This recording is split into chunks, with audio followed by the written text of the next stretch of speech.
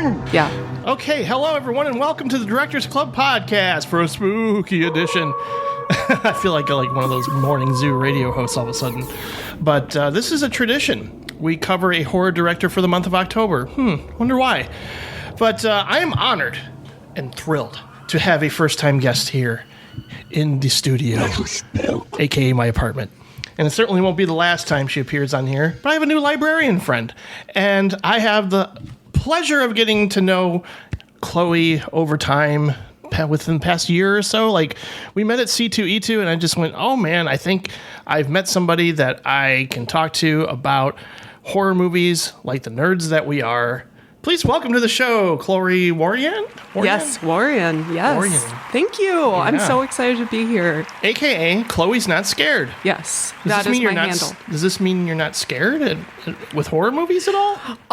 So technically, yes, but it's kind of a misnomer because I do get scared a lot. I do have anxiety over basically everything. Sure. But there are a few things in horror movies that genuinely scare me nowadays. Yeah, and I've noticed that a lot of people who have issues with anxiety or depression gravitate towards the horror genre, and I think for a very valid reason. Definitely, yes. I think I read somewhere that during the pandemic, people with anxiety and who worked out their anxiety via horror movies were like having a better time grappling with it all. I think I did. Yeah, I think I did too.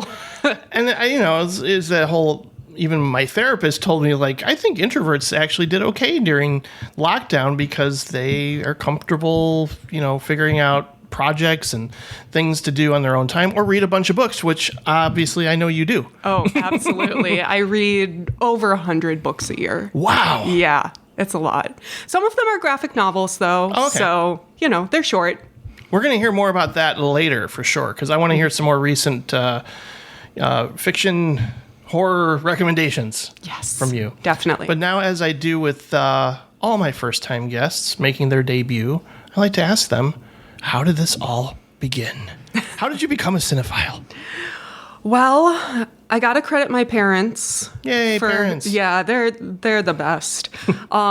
So their first date was a double feature of Nosferatu and Freaks. Oh my gosh. So obviously, it was meant to be. Yay. And I exist. But yeah, they were very, very into independent cinema. And when I was born, they were like, we're not going to give this up. So I definitely ended up going to a lot of obscure movies, talking about Whale Rider at school. Yeah, and I remember that movie.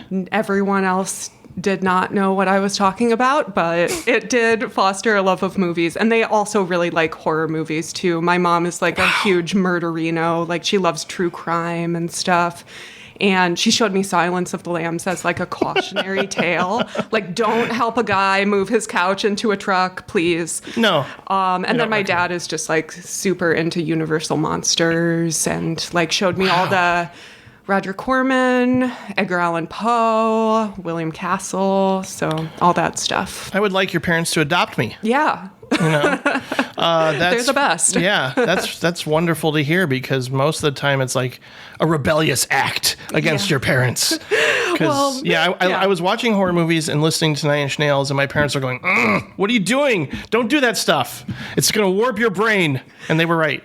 in a good way, I think. I gotta give them a little credit because I'm sure they're listening to this. But so I was their first kid, and they didn't really know how to parent when it came to movies and ratings and stuff. So they just went with the ratings, much to my dismay, because I feel like I'm catching up on all the R-rated movies from my childhood, now as an adult.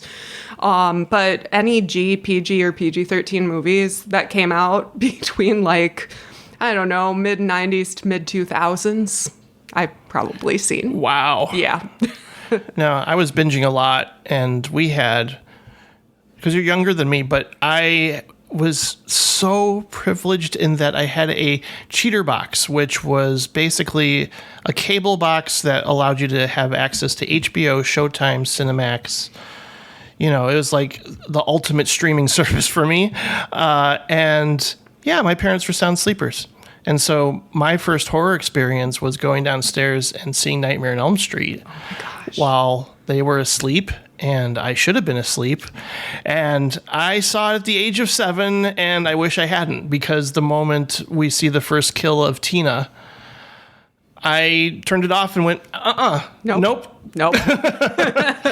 Yeah, and to this day, Freddy will still appear in my dreams. Oh, yeah, absolutely. Some of those, like, images.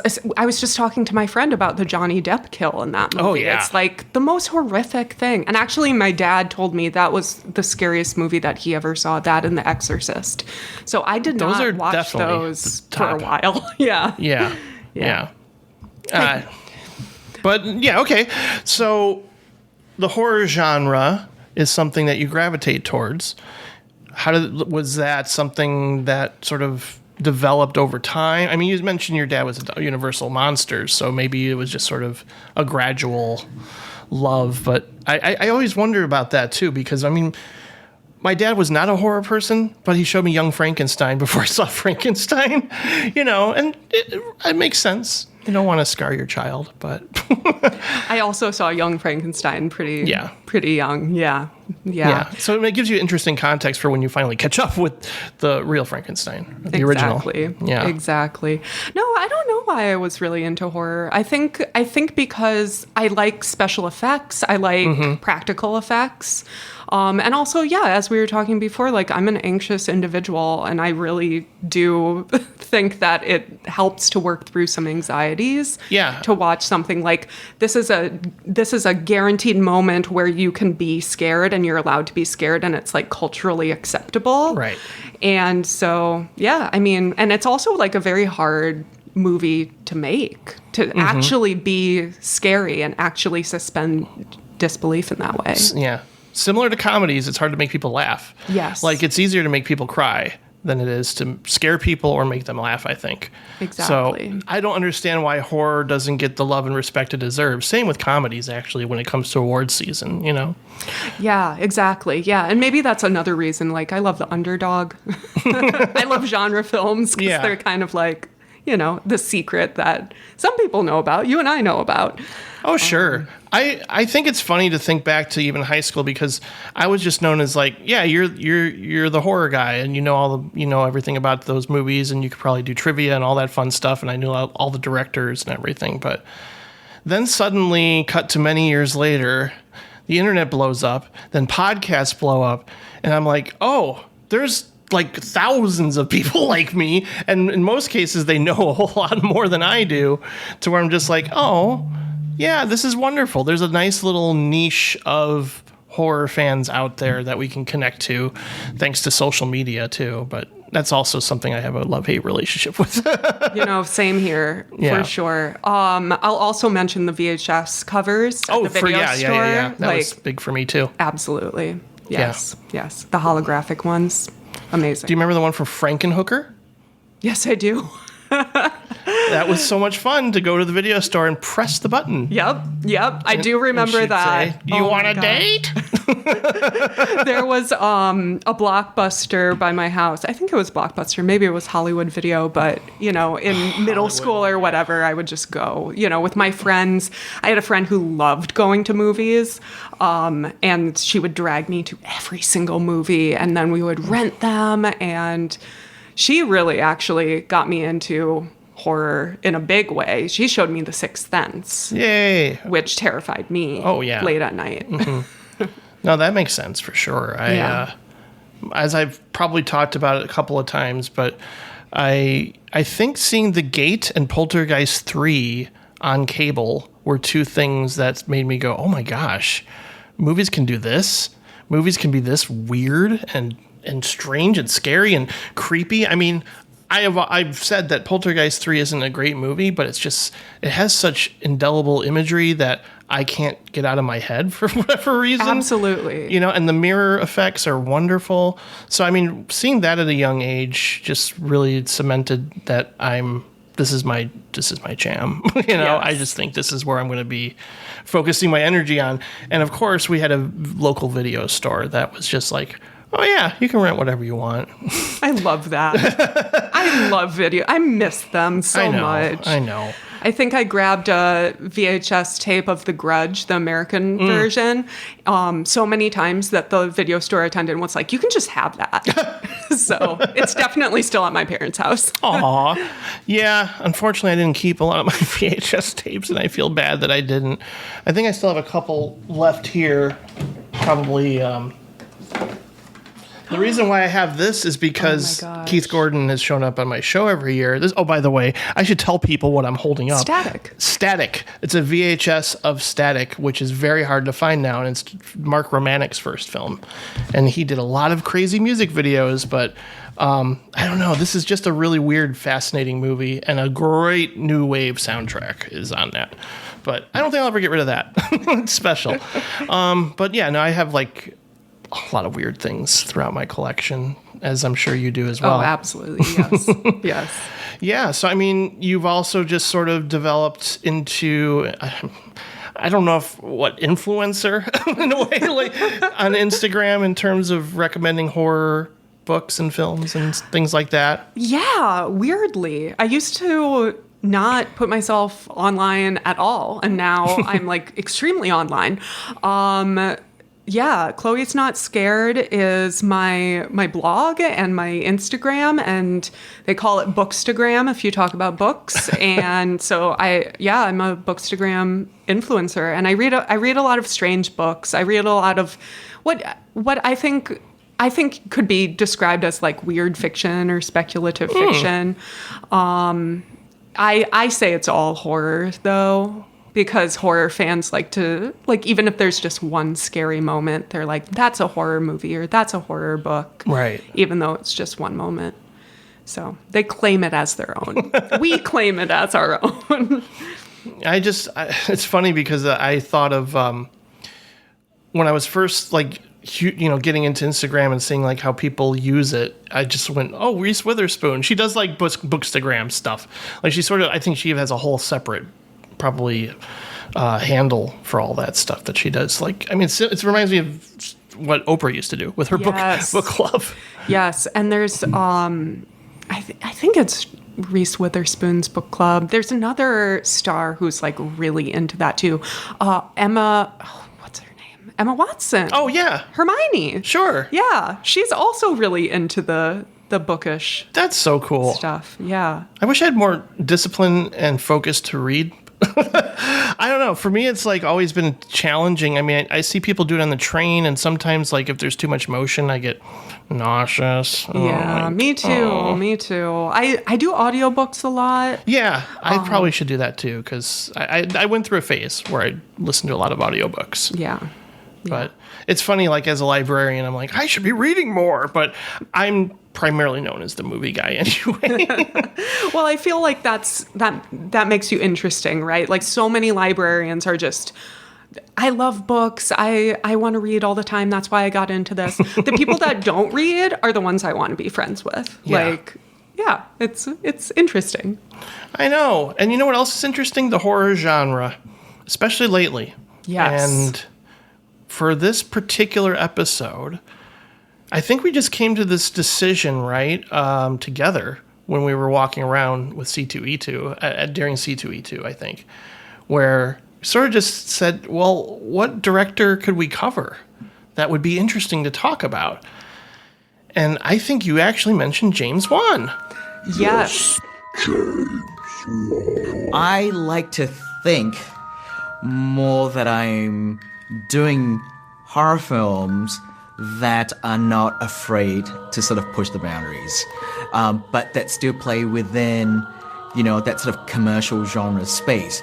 But really, it's just me growing up loving all kinds of horror movies, and I've done my time in the haunted house genre. I've done my time in sort of like the ghostly sort of space. So as a filmmaker, I'm always trying to expand and just kind of push my horizon.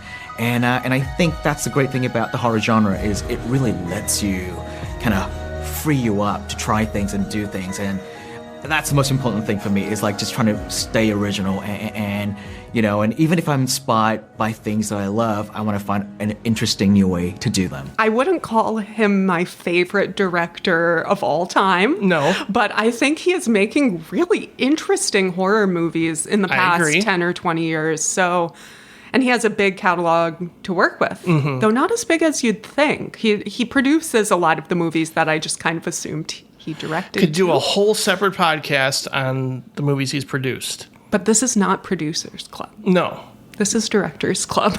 Thanks. I was confused as to what we were doing. Yes. But you helped. You Glad helped to clear immensely. it up. Thank you so much. I appreciate it. It's when we were sort of debating between James Wan and Mike Flanagan, part of me is like, I connect more strongly to Mike Flanagan's work. And again, it would be like you could do a 2-part episode of Mike Flanagan, because you could cover his miniseries that are just blowing up on Netflix, have been for a while now. And then all of his great feature films, most of which I kind of love, more or less. I think even going back to his debut. But James Wan was somebody who was like, question mark over my head. Am I really going to have a lot to say about this guy because I don't love everything about him or love all of his films? And at the same time, anytime I do one of these episodes, when you watch a bunch of films in a row by a particular director, you start to notice connections and little things that keep popping up, or certain themes that make it more interesting to talk about. And also, I've lightened up. Everybody knows from all the way back to episode 2, my thoughts on Rob Zombie, and recently just did a rewatch of Devil's Rejects, and I went, you know what? Why did I hate this so much? I just had I was knives out for Rob Zombie, because I just thought he was a poser who just wanted to make 70, he just loves Tobe Hooper so much, and he wants to let you know with every single movie he makes, and it just drove me nuts. But I don't know. I warmed up to it a little bit more. I don't love it like the way a lot of horror. What are your thoughts on Rob Zombie? I'm not a huge fan. Yeah, I'm not either. And then I kind of went, okay, I could see why people love Devil's Rejects, as opposed to going, God, this is garbage. But I think for the most part, I do think his movies are garbage. I don't really find a lot of redeeming qualities in his work. No, I don't even try anymore with him, which is unfortunate to say. You don't need to see the Munsters, for crying out loud. No, please no. Please don't make me see the Munsters. Oh shoot! Well, I was going to do a Rob Zombie episode with you next, so. Oh gosh. I know I wouldn't subject you to that, but I think it's a lot easier to talk about James Wan because he's changed the face of horror. Absolutely, yes. Within the past 10, 15 years now. How long is it? We're coming on 20 years with Saw. 20 years with Saw, yes. Oh my God. Next year is the 20th year. Yeah. Yeah. Boy, oh boy. Well, as I said, my feelings on him in general are mostly mixed positive. I lean more towards, if we're doing the Letterboxd scores, 3.5 kind of range, Agreed. I would say. Yes, me too. There's, with the exception of one, which is later in his career, I never felt overwhelming love the way I felt most people had for his work. And that even goes to my first viewing of Saw in the theater when it first came out. I kind of went, nice try. I was more of I thought of it as just another Seven kind of a movie at the time. It does have that vibe. I feel like I researched some of his favorite films for this podcast, and I was so surprised not to see any David Fincher films on his list, because it just seems like he takes so much of that from Seven, from other Fincher films, even the color schemes somewhat. Sure. Yeah. Oh, yeah. I can see that, especially with Seven. It's sort of high contrast darkness exactly going on. But I mean, there's no denying that he's been kind of the right guy at the right time, right place scenario with something that he, him and Lee Winnell obviously collaborated on Saw, and I don't know if they really set out to make something that was going to make a huge cultural impact or anything. It was just like, we got, a very low budget. We want to do something. They were kind of inspired a little bit by Blair Witch and just even the sort of like guerrilla style of filmmaking and just saying, oh, let's just put on credit cards like Kevin Smith did or something, But I know he did something before that, which is, you can't even find it anywhere. Stygian. That's one thing I could not find it anywhere at all. I think he's pretty much denounced that. Yeah, and Saw feels like the right debut feature of his. Yeah. I think him and Lee Wanell made a short film of Saw and then developed it into a longer movie, which I did not see Saw at the time. Saw. I did not see Saw. I was too scared. And I saw the effect, like the cultural effect in horror after that was just like very disturbing and not appealing to me. Yes. Like the Eli Roth torture porn, whatnot. But I feel like I've seen all the movies that were inspired by Saw. So I actually did watch Saw this year for the first time. Wow. Yes. It still kind of freaked me out, to be honest. But I think that's just like, residual teenage fears from... Well, I'm not good with being trapped and not being able to leave. Yeah. I think that's kind of a normal feeling for a lot of people, like just the idea of like, oh, I can't leave this environment at all. I mean, that certainly applies to my love of John Carpenter's The Thing, is just, where the hell are these guys going to go? They can't escape the thing, it's inescapable. So... Yes. When these two characters are trapped in their environment, it's very unnerving for the audience, I would imagine. But also, I still feel similarly to when I first saw it, in that I don't think Carrie Elways and Danny Glover are particularly good in the film. But then again, watching all of James Wan's work, I don't know if he's an actor's director per se. Like, I wouldn't say I am blown away by performances in James Wan's movies. Like, he sort of lets the hamminess or cheesiness happen. I would agree with that. Yeah. I wouldn't call any of the actors that he uses over and over and over my favorite actors. Yeah. But they do work with him over and over again, which I think is a good sign. Mm-hmm. I think it's great.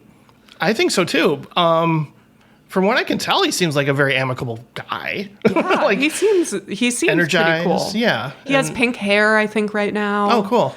Something like that. I don't know. He's quite young, too. Yeah. I think he's like 45 or something. Well, he's also... Oh, gosh, that's scary. But he cited Poltergeist as the movie that got him into horror. Like, his parents took him to see Poltergeist, and I think that's why he has like an obsession with killer dolls. Yes. Which comes up constantly. But yeah, I Saw is just a really interesting movie in terms of what it did. We do have to touch upon just the terminology of torture porn, because I don't know if it's applicable for the first movie anyway. I don't know if it's applicable because, I mean, yes, he has concoctions and he does torture people with his devices, I guess, at times.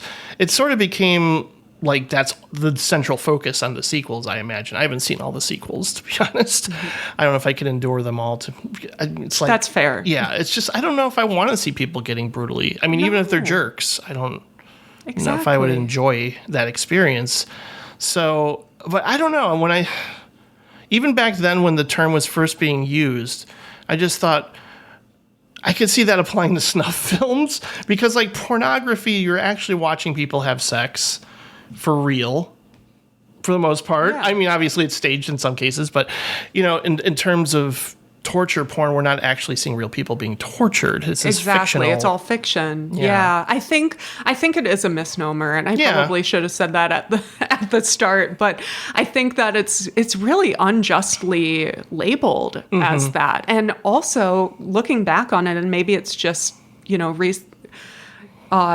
watching it in 2023, I didn't think it was that bloody. I didn't think it was gory. It was more suggestive, if anything. But if I told that to someone who's who had never seen it or heard of it before and just heard about it, I don't think they'd believe me. Right. It's interesting how the original, you can even think of Texas Chainsaw or the original Halloween, there isn't a lot of on-screen gore. No, I just saw Texas Chainsaw for the first time too, which is crazy. That's my favorite horror movie. It's so good. It's so good. I watched Texas Chainsaw 2 for a film class in college, which is weird that I saw It's very different. before the first one. Yes. And then I saw X, obviously, with Ty West. And I think seeing X actually before Texas Chainsaw really... That must have been interesting. Yes. It was fantastic. I watched it at the gym, and my partner was like, "That's kind of scary. Like, imagine a girl on a treadmill watching Texas Chainsaw on her iPad at the gym. Wow. Like, that's you wouldn't fuck with that person. No. Can you swear on this? Yes. Swear all you want. Yeah. So I felt very powerful watching Texas Chainsaw at the gym. And I'd be the weirdo, be like, "You're watching Texas Chainsaw at the gym. That's the coolest thing I've ever seen." Oh my God. That's my favorite movie. But then you'd be freaked out by the guy who's like, "That's my favorite movie." Exactly. Well, just a real quick tangent. I went on a first date once, and it was interesting because normally you don't go on a first date to somebody's house. Normally you go out to dinner or you go to a movie like most people do. Yes. But she's like, "You can come over. I'll cook you dinner." I'm like, "Cool." So we have a nice dinner and the conversation's going great. And, this pretty good taste. We like in terms of movies and music and stuff, we had good conversations about that. And that's important and everything. So she sits me down and she's like, "Okay, I'm going to show you a movie now." And she was putting pressure on me to like it, but she's like, "I really hope you like this movie because it speaks to me." And I went, "Okay." And it's a movie called Martyrs. Oh my God. And I went, "Okay, I haven't seen it, but I think I've heard about it. It's pretty intense, right?" And she's like, oh yeah, it is." And so when it's over, she asked me if I loved it. And I went, "I don't know what I feel about that. I need to take a minute. I don't." And she was kind of disappointed that I wasn't like, "Oh my God, that was incredible," or something, That's shocking. Isn't like that a weird? First date? Yeah, that's like an ultimate test. Yes, exactly. Like, how do you, I don't know. I wait on like 6 dates or something. Yeah. And you kind of have to, and also like not inviting you to like a public place first. Yeah, To like get to know you and stuff. And I don't it didn't know go about that. We went on the second date and we went to see a movie. It was, I think Katie Holmes was in this remake, Don't Go in the House, or Don't Be Afraid of the Dark. Okay. I think it was, and it wasn't good. And yeah, that was that. Yeah. But I mean, like, I was excited because, like, oh, you're into horror and you love Jeff Buckley and you like a lot of the same music and stuff. And yeah, but showing Martyrs was too much for me. Oh, yeah. And I'm a horror guy. Yeah. I don't think I can do Martyrs. I haven't seen it. I don't really want to. Some of the French extreme stuff, like Inside. Yeah. I don't know. Yeah. I don't want to see that extreme. No. I don't know. I'm getting like I say, I lightened up, but I'm also at an age where I'm a little more discerning with my preferences and taste and things I think I can handle. Yeah. Like, I don't want to traumatize myself even more. I've seen a lot. Like, to me, there's parts of It Follows. I'm like, oh God, Oh yeah. The opening. Yeah. I like kind of have to close my eyes at that. Yeah. It's very disturbing. I did watch Cachet for a French class in high school, and that was actually a gateway horror, but intense in a different way. Yeah. Gateway horror. I'm glad I didn't go through like this French extremity route. Yeah. Well, even when I After saw that. High Tension, I'm like, Yeah. But Saw, I'm more positive about in general now. Like, I don't love it, but I can appreciate it. I can sort of look past some of the flaws and recognize its place in horror culture because everything kind of changed from there. And I think mostly for okay reasons. Like, I again, like, I'm not huge into the Hostel stuff, and there's a lot of these types of movies that came as a result of the popularity and success of Saw. There's just a lot of like The Collector or all these kind of movies where people are being imprisoned and tortured or just put through horrible scenarios. Like I don't know, I might have texted you this, but my comfort zone with this type of idea of people being subjected to things is Final Destination, because I don't mind those movies because it does have humor and Yes. and a sense of like just they feel more like carnival rides. I don't know how to describe them. Like just the scenarios or the things that people are put into are just, they're a little bit more relaxed than Saw, where it's like you're gonna get impaled with something and you're gonna bleed for a long time. So yeah, and Saw also has like the morality thing going on, but watching it again in 2023, I think one of Jigsaw's victims is battling with like a drug addiction. Mm-hmm.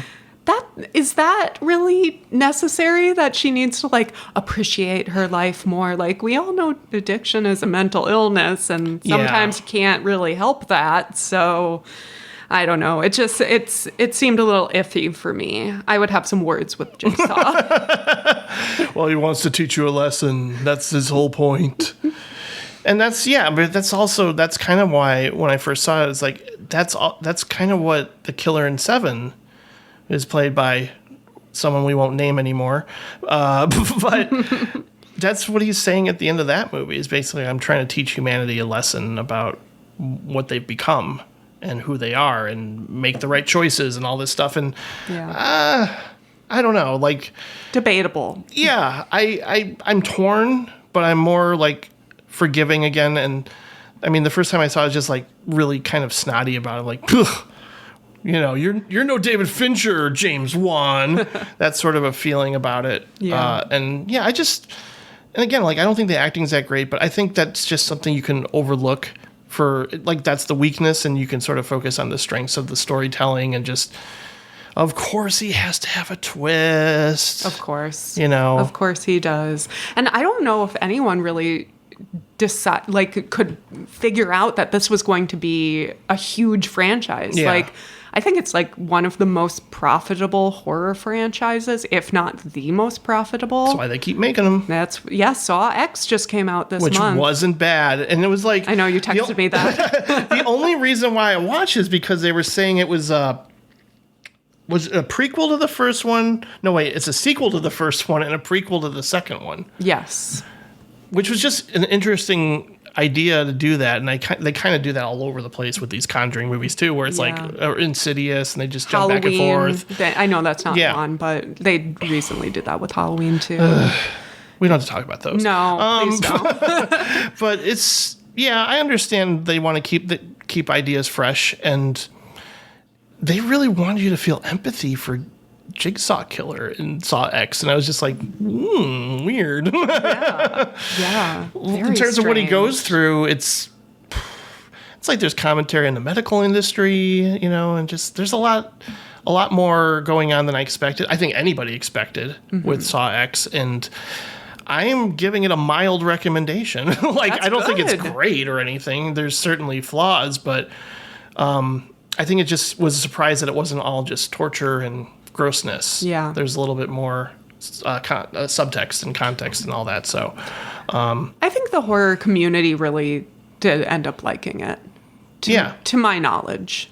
I did not see it, but here's how I've been framing my rewatches of James Wan. I almost liken them to B movies, and in which there's bad acting, bad dialogue, and yet like kind of a final act reveal that makes you go, oh, like that sort of makes it all worthwhile in a way, or makes you rethink the rest of the movie. But a lot of these, particularly the last one, just remind me of movies I rented with my friends. Yes. Yeah. Yeah. So I wouldn't call them high art, and I wouldn't put them on the same pedestal as some of my favorite horror movies like It Follows or Hereditary or some of the more recent ones that have just stood out. Mm-hmm. But I just sort of gave in and was like, I guess I like James Wan. Yeah, I think I gave in as well. I think I told you this before when we were trying to decide which horror director to do, but I don't think I've rated any of his movies like above a 3 on Letterboxd. Maybe there's one that I think went up there, but mostly just like, Yeah. you know, for guilty pleasure reasons, which we'll talk about later. But yeah, he has elements in his movies that I like a lot, Sure. and that I think are kind of the most interesting things that horror has been doing in the past few years. Like, he kind of reinvented a jump scare technique. He's Yeah. really good at tension. So, The yeah. sound design is something I noticed especially once we get to Conjuring. Yes. I'm just like, wow. It's just beautifully done, really. I mean, he's got a distinctive visual style. Again, we talked about just like this dark, shadowy kind of palette, which I guess creates like an ominous and foreboding atmosphere for the most part. Like, but at the same time, you know, even in like his action death wish movie Death Sentence, he kind of does the same thing. I don't think it works in the same way. It's like, it's very Rob Zombie. I'm intentionally trying to make a gritty 70s revenge thriller, and I'm going to make it look like that. It's not unlike to what bugged me about Robert Rodriguez's Planet Terror. It's like you're trying too hard Yeah. to capture a certain feel or era of movies, as opposed to letting it happen organically, which Tarantino did with Death Proof, I feel. You know, like, Yeah. And that's so interesting because I feel like James Wan is kind of like the king of original IP.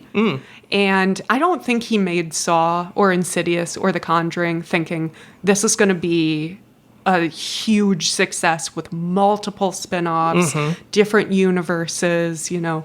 I don't think it's just an interesting idea that he goes with, especially like the Lee Whannell, James Wan projects or in the early days.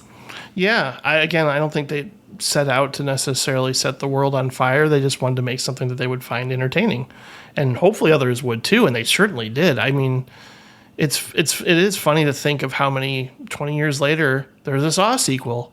I know. It's similar to like what we're talking about. You know, I can't believe there's another Friday the 13th movie for a while. You know, and they're not even that great.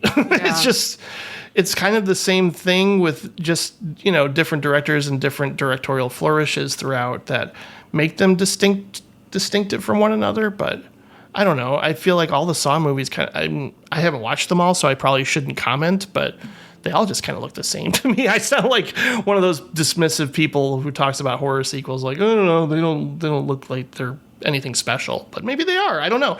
Maybe the contraptions and the weird things that he does to people get more interesting over time.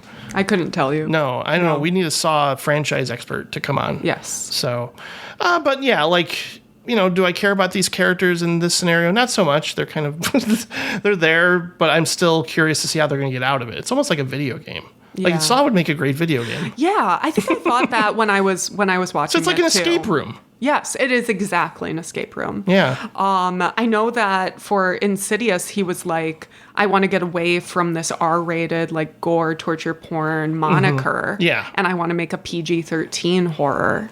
And was it PG-13? yes, Wow. it's one of the scariest Yeah. PG-13 movies. I would have thought that was think. R when I was Yeah. watching it. It's like, this is scary. Yeah, it's legit scary. Yeah. I think that and The Ring, actually. Though I don't know if that's scary anymore. Kids don't know what like VHSs are. Oh, I and think it's stuff, scary. so- Parts of it are very scary. Yeah. The horse and Yes. just the shot of her in the closet. Yeah. Oh, yeah. Yeah, for sure. Yeah. And yeah, and Insidious is scary too. We can talk about Insidious because Please. after two movies that begin with either death or dead in the title that he did, which we can touch upon briefly later, Wan returned to the horror genre with Insidious. Morning, guys.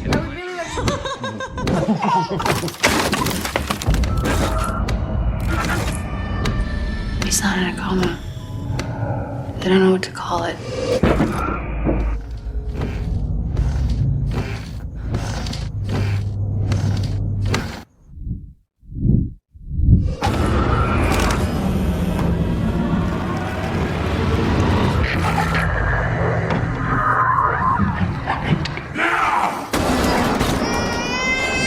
I went into Dalton's room. There was something in there with him. I know someone who can help. We took Tri-Field and EMF readings of the whole house. Wiring, alarm clocks. I don't think bad wiring is the problem here. I want to leave. I want to leave this house. What is it?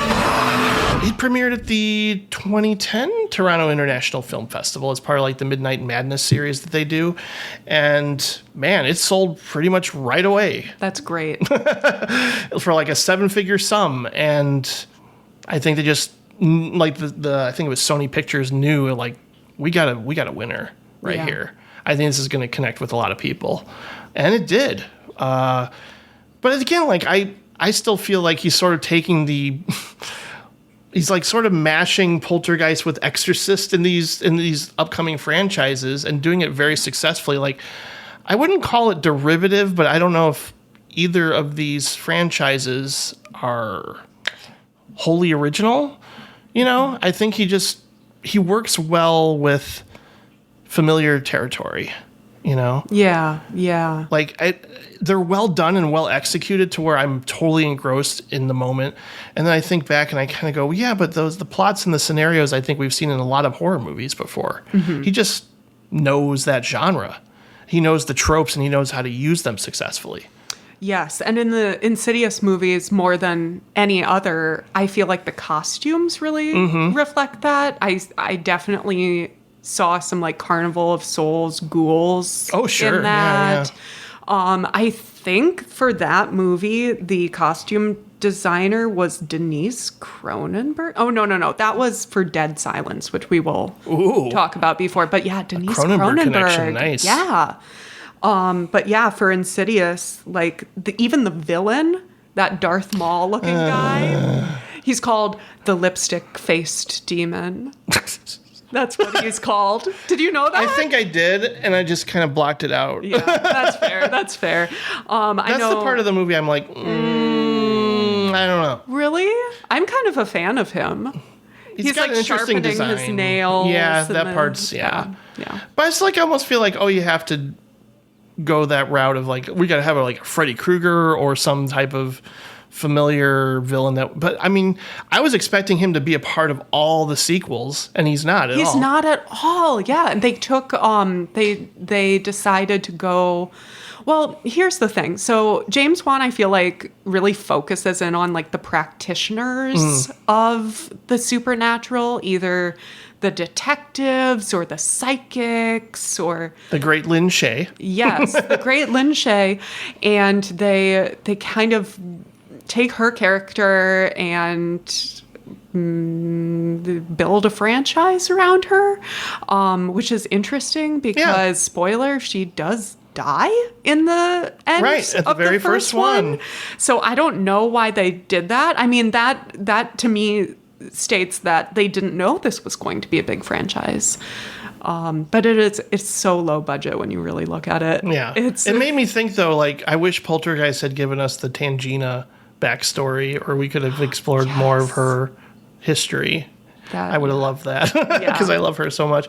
But, I mean, I think the first Insidious is pretty great for the most part. I do, too. Yeah. There's some effective, creepy things going on throughout this movie to where, I'm not necessarily as enamored with Patrick Wilson. Let's talk about that. I'm also not enamored with him. Yeah. And it seems like we are the minority fine. here. Yeah, he's fine with a capital F. Yeah. I don't know why, like, he doesn't bring a whole lot, he doesn't emote, or he doesn't really, I don't know. There's just something. He's just average. I don't know. Yeah. It's like he's there and he's serviceable. He does the job. Yes. But I don't know if he ever brings anything exceptional. Yeah. As an actor. I mean, he's probably had moments throughout that, he's in Hard Candy or Little Children or something. He's in very good movies, but I never think of him as the standout either. Yeah. Maybe because he takes these roles. I don't know. He takes kind of scary, screwed up character roles. Yeah, that's probably true. Right. Yeah. So he just fits a certain type after a while, Yes. and you just kind of know what to expect. I like Rose Byrne. She's nice. I'm not a huge Rose Byrne person, but I feel She like does I'm fine, too. she's okay. And yeah, but I mean, really, in terms of acting, I don't go look to these movies for the best, strongest acting either. So, Exactly. But there are jump scares, and I think that they don't feel tiresome or lazy. Like, it isn't the cliche cat jumping out, Yeah. or something like that.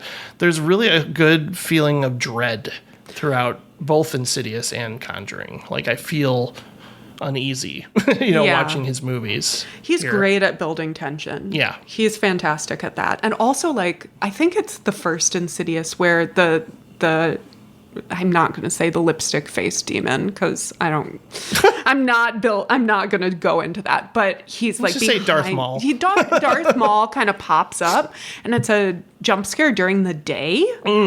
And that's always so fascinating because you really don't know what's coming. That whole movie is so dark.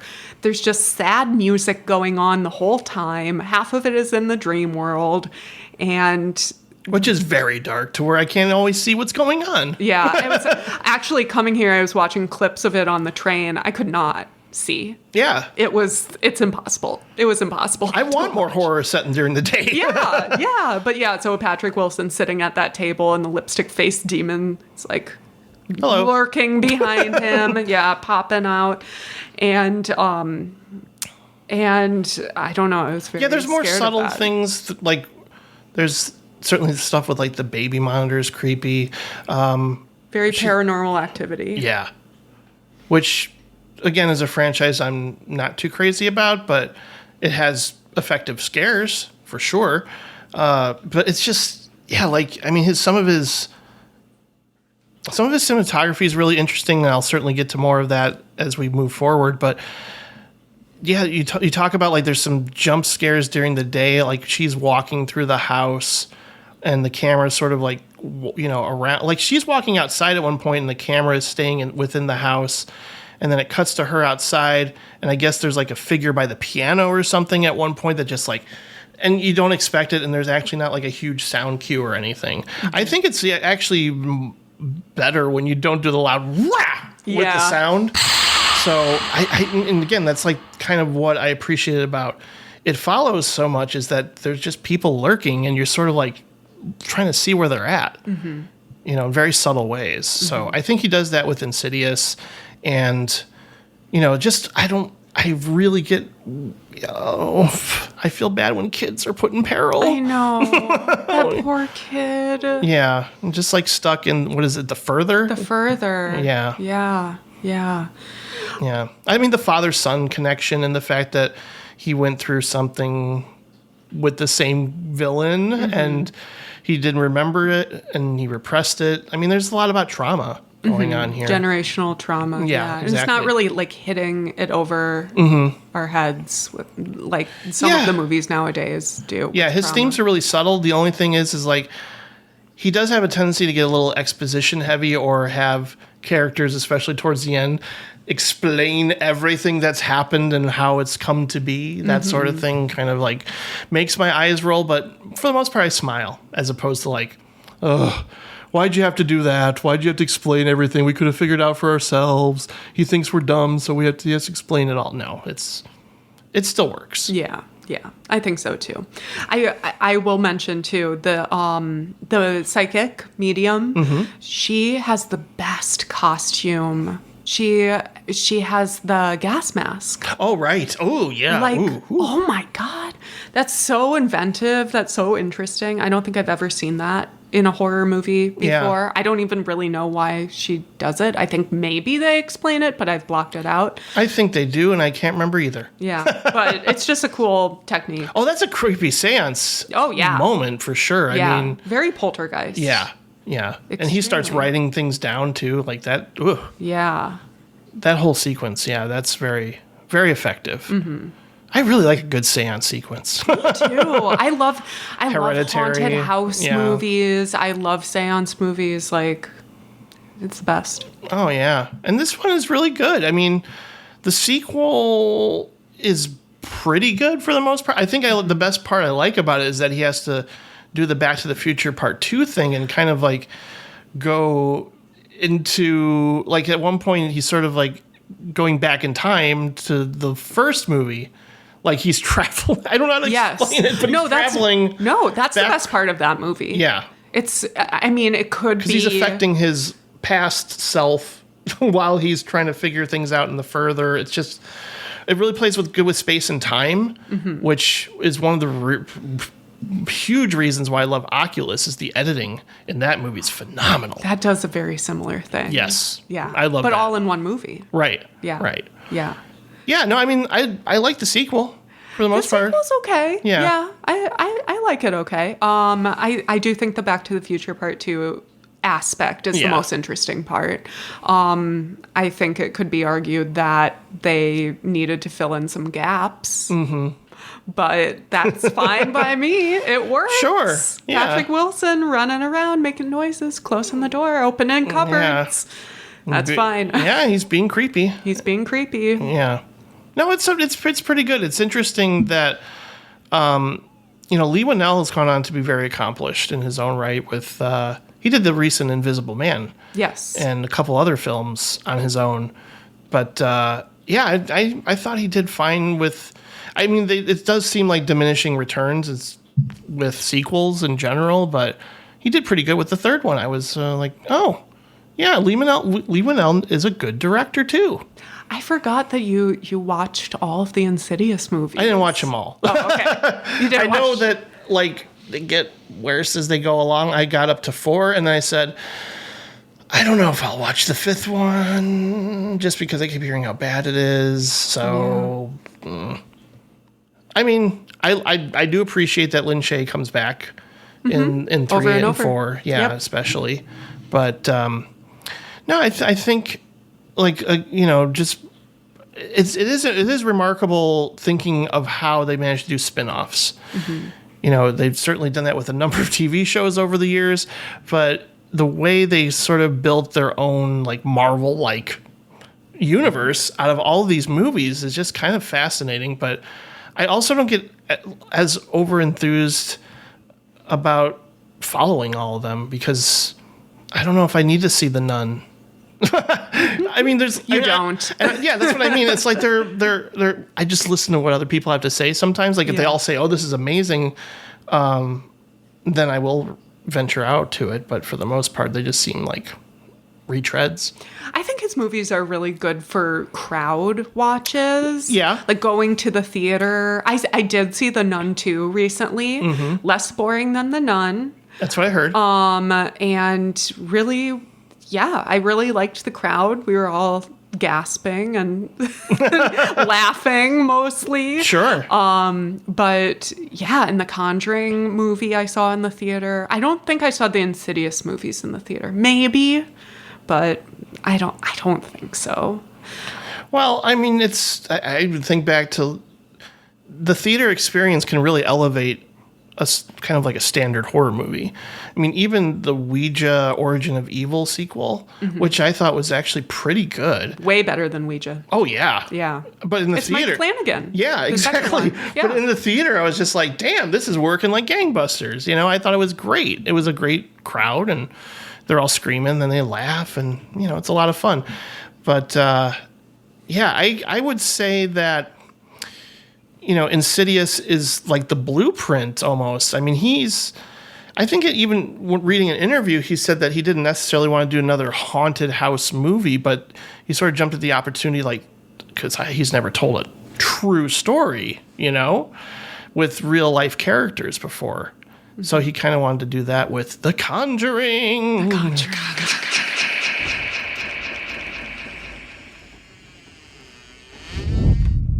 Clap. I'm gonna get you now. I can hear you breathing.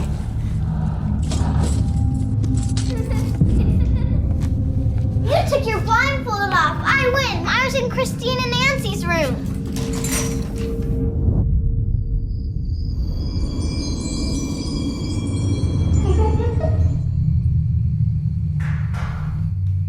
Girls, it's way past your bedtime.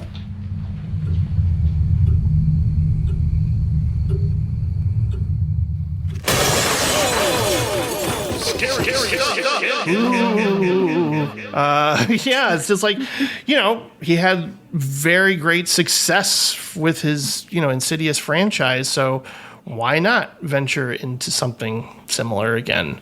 But this time it's a period piece, right? Exactly. Yeah. Yes. And did you know about the Warrens? I didn't before seeing the movie, no. Okay. I like these true, quote unquote, true paranormal stories, Yeah. like the ghost hunting shows and stuff. So I did know a little bit about them. So I was stoked to see a movie take their characters, their likenesses, and be made in, though they are pretty problematic. So we can talk about that maybe in Conjuring too. Ooh, yeah. All is revealed. Here's the hot gossip. No. That's what Actually everybody's pretty here sad for. and terrible. But I know. But The Conjuring, based on a true story, starts with Annabelle, right? Right. Yeah. I love the opening scenes of those Me too. movies. I also like the basement of haunted memorabilia. Annabelle in real life just looks like a Raggedy Ann doll. They made her yassified in an evil, creepy way. And then so we kind of understand like the Warrens, and then we go to a different house where the family is getting haunted, and there are so many characters, so many kids to keep track of. But In all of these movies, there's a lot of kids. there's a lot of kids in peril again, man. Yeah. It's like, it's sad. They know how to get you with that. They know how to get you, yes.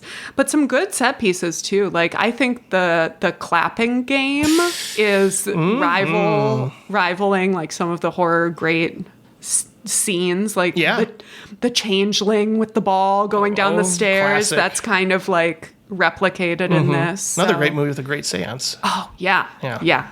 fantastic.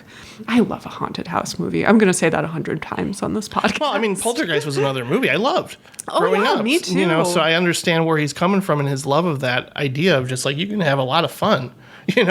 Doing a haunted house, you can come up with all sorts of things. But I mean, when I first saw this movie, I was also like, Amityville Horror, anybody? And then at the very end of the movie, the Warrens say, "Hey, we have another case we got to check out in Long Island." I went, "Wah wah." I know where you're going. I know where you're going. Yeah. Yeah. You know how many Amityville movies there are? There's like 13 or 14 of them. I like the one about the haunted clock. I do too. It's called It's About Time. It's about time. Amityville. I like that one. It's about time. They're probably all on Tubi, everyone, if you want to go watch them. I'm sure all the Amityville movies are on Tubi. God bless Tubi, truly. God bless Tubi. Yeah, The Conjuring, though, like Bathsheba. I remember seeing this in the theater, and I was just, me and my friends were the only people laughing, which is not to say, like, it's bad or not scary. I actually thought some of it was very scary. And, but at the end, when, why am I blanking? Lorraine Warren tells the possessed person, remember that day at the beach. And she harkens back to that happy time with her family at the beach. I don't know. I just thought that was the corniest thing ever. And I was so surprised that people really responded to that, which it's not to say like I'm better than them or anything like that. I was just like... You rolled your eyes? I rolled my eyes. I laughed a little bit. And then I saw The Conjuring just blow up and be so successful and fantastic. And I'm like, I'm fine with that. That's great. It is kind of silly. But it is kind of silly. It is kind of silly. I mean, it feels out of place in a movie like this, but it's so weird to have that response when everybody else is feeling something different. I remember when I saw Signs, and at the end of that movie, and everybody was like so into it and like clearly engaged with what he's trying to do in creating suspense, but also move people with Mel Gibson's dead wife. But when she says, like, as she's dying from a car accident, she says, swing away to Mel Gibson. And then it cuts to the present. And then he suddenly goes, swing away? I could swing a bat at these aliens and beat them. Everybody was like, yes. And so into it, I started laughing and people turned around like, what are you laughing at? I felt bad. I just felt bad because I thought it was silly. Yeah. So I guess that's a similar feeling too, is just like, I don't know if you needed to do that. That was kind of a, sappy choice, I guess, to suddenly go, remember this day at the beach. It's very sappy. It's very sentimental. Yeah. And extremely Christian and Catholic. Yeah. Which I don't know if he's Christian, James don't know. Wan. I don't know. I don't think he is. Maybe he is. I don't know. Is he just reflecting to what Ed and Lorraine believe? Maybe. Like their strong beliefs, I guess. Yes. You know? They were Maybe that's very how they were. Catholic. Yeah. Yeah. That's what it seems like to me anyway, but Yeah. Yeah, exactly. Also, we don't want Lily Taylor to die and be possessed and, hurt her family. Under the house. Yeah. Yeah. The crawl space. Oh, talking about Ooh. being trapped places. Don't want to be trapped in that crawl space. No. Were there any other moments that you felt like were scary? Well, I mean, I guess I inherently find being possessed scary, and Lily Taylor, when she starts screaming and freaking out, that whole sequence is pretty intense. Like I don't know if there's a lot of great exorcism movies out there, but I think when people just lose complete control, that always freaks me out. Yeah. And it's Lily Taylor. I love Lily Taylor, so I don't want her to turn into a demon. And she's pretty good. I think she's very good. She's good. Yeah, no, I want to say she might be the best actress out of everybody in all these movies, but I don't know. She's Lily Taylor. She's great in everything. So, you mentioned the clapping. That certainly gets to me. And just the fact that he doesn't, like, the kids can see the spirit in the room, but we can't. That's really creepy. I mean, like when the spirit is tugging at her and we can't see him. Just the power of suggestion. That whole thing works wonderfully. Yes. And when he stays subtle, I think that's when I'm mostly on board with James. That's why I want him to do like a G-rated movie or a PG movie. I think he would be so good at that. Yeah. And I think it would be great gateway horror for the new generation. Sadly, he's doing Aquaman 2. Oh yeah, I know. I mean, that's where the money is. So part of me is like Exactly. thinking like he's going to do one for the studio and then one for us. Yeah. Yeah. I think that's so what I'm too. hoping. Let him do that. That's fine. I guess I got through Aquaman. I didn't. Yeah. Less said, it's just not for me. I understand people like it. It's great. It's just most comic book movies, most Marvel things, most superhero stuff just doesn't. I actually find it numbing and boring most of the time. I don't engage with it. Yeah. I wasn't a huge fan. I watched it. It was like on TV in a hotel room when I was on vacation. So I watched some of it.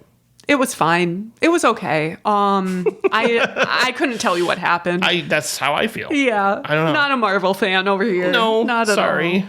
That's okay. People forgive us. We're horror fans. They like us. Yeah, exactly. I hope so. But it's easy to see why The Nun became another spin-off, because the sequel to Conjuring has a very memorable, creepy sequence involving the painting. And certainly, like, we're just waiting in anticipation to see what's going to happen in that whole sequence. And it's so well executed. Like, he does a lot of good one takes, or like you're just circling around in a room and waiting for something to happen.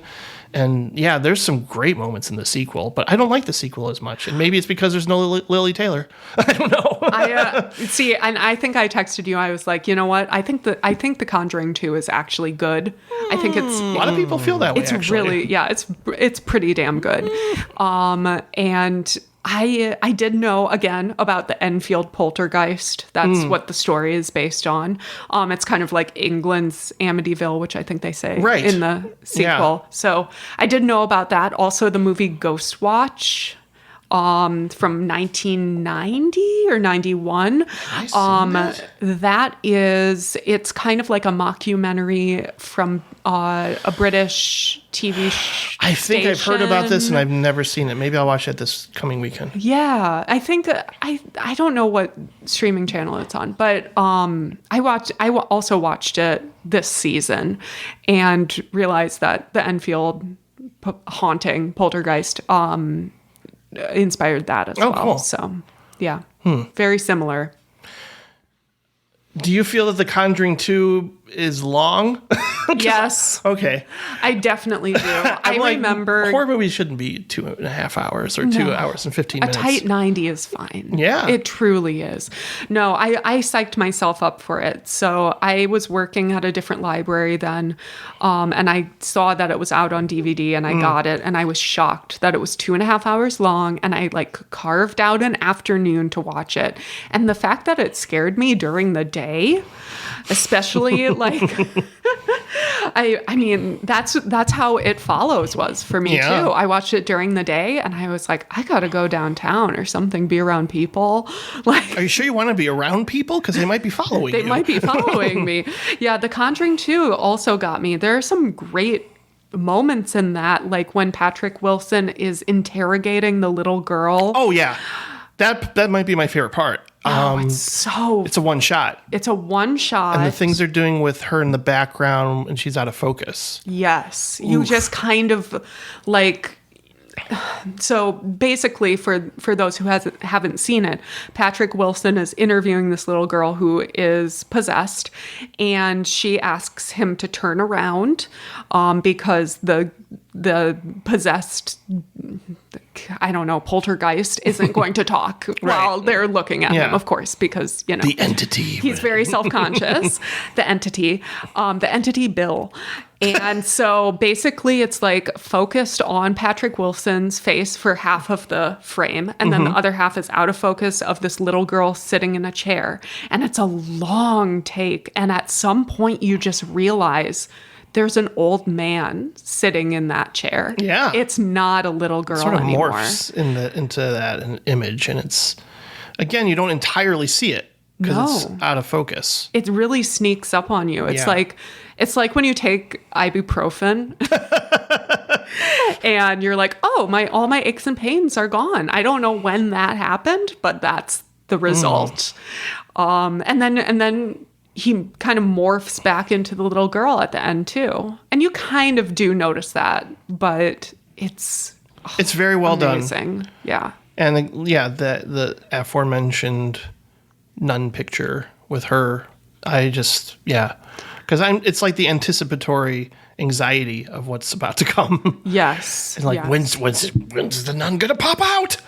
Because you see her like down the hall and you think that that's going to be the only scary moment. Right. And then she walks into the room, and I'll just pause this incredibly scary moment to say, remember the scene where Patrick Wilson is painting this portrait of the nun, and it's just so sentimental and corny. Yeah. He's like, I just saw this thing in my dream. I just had to paint her. And it's just like the most horrific evil nun you've ever seen.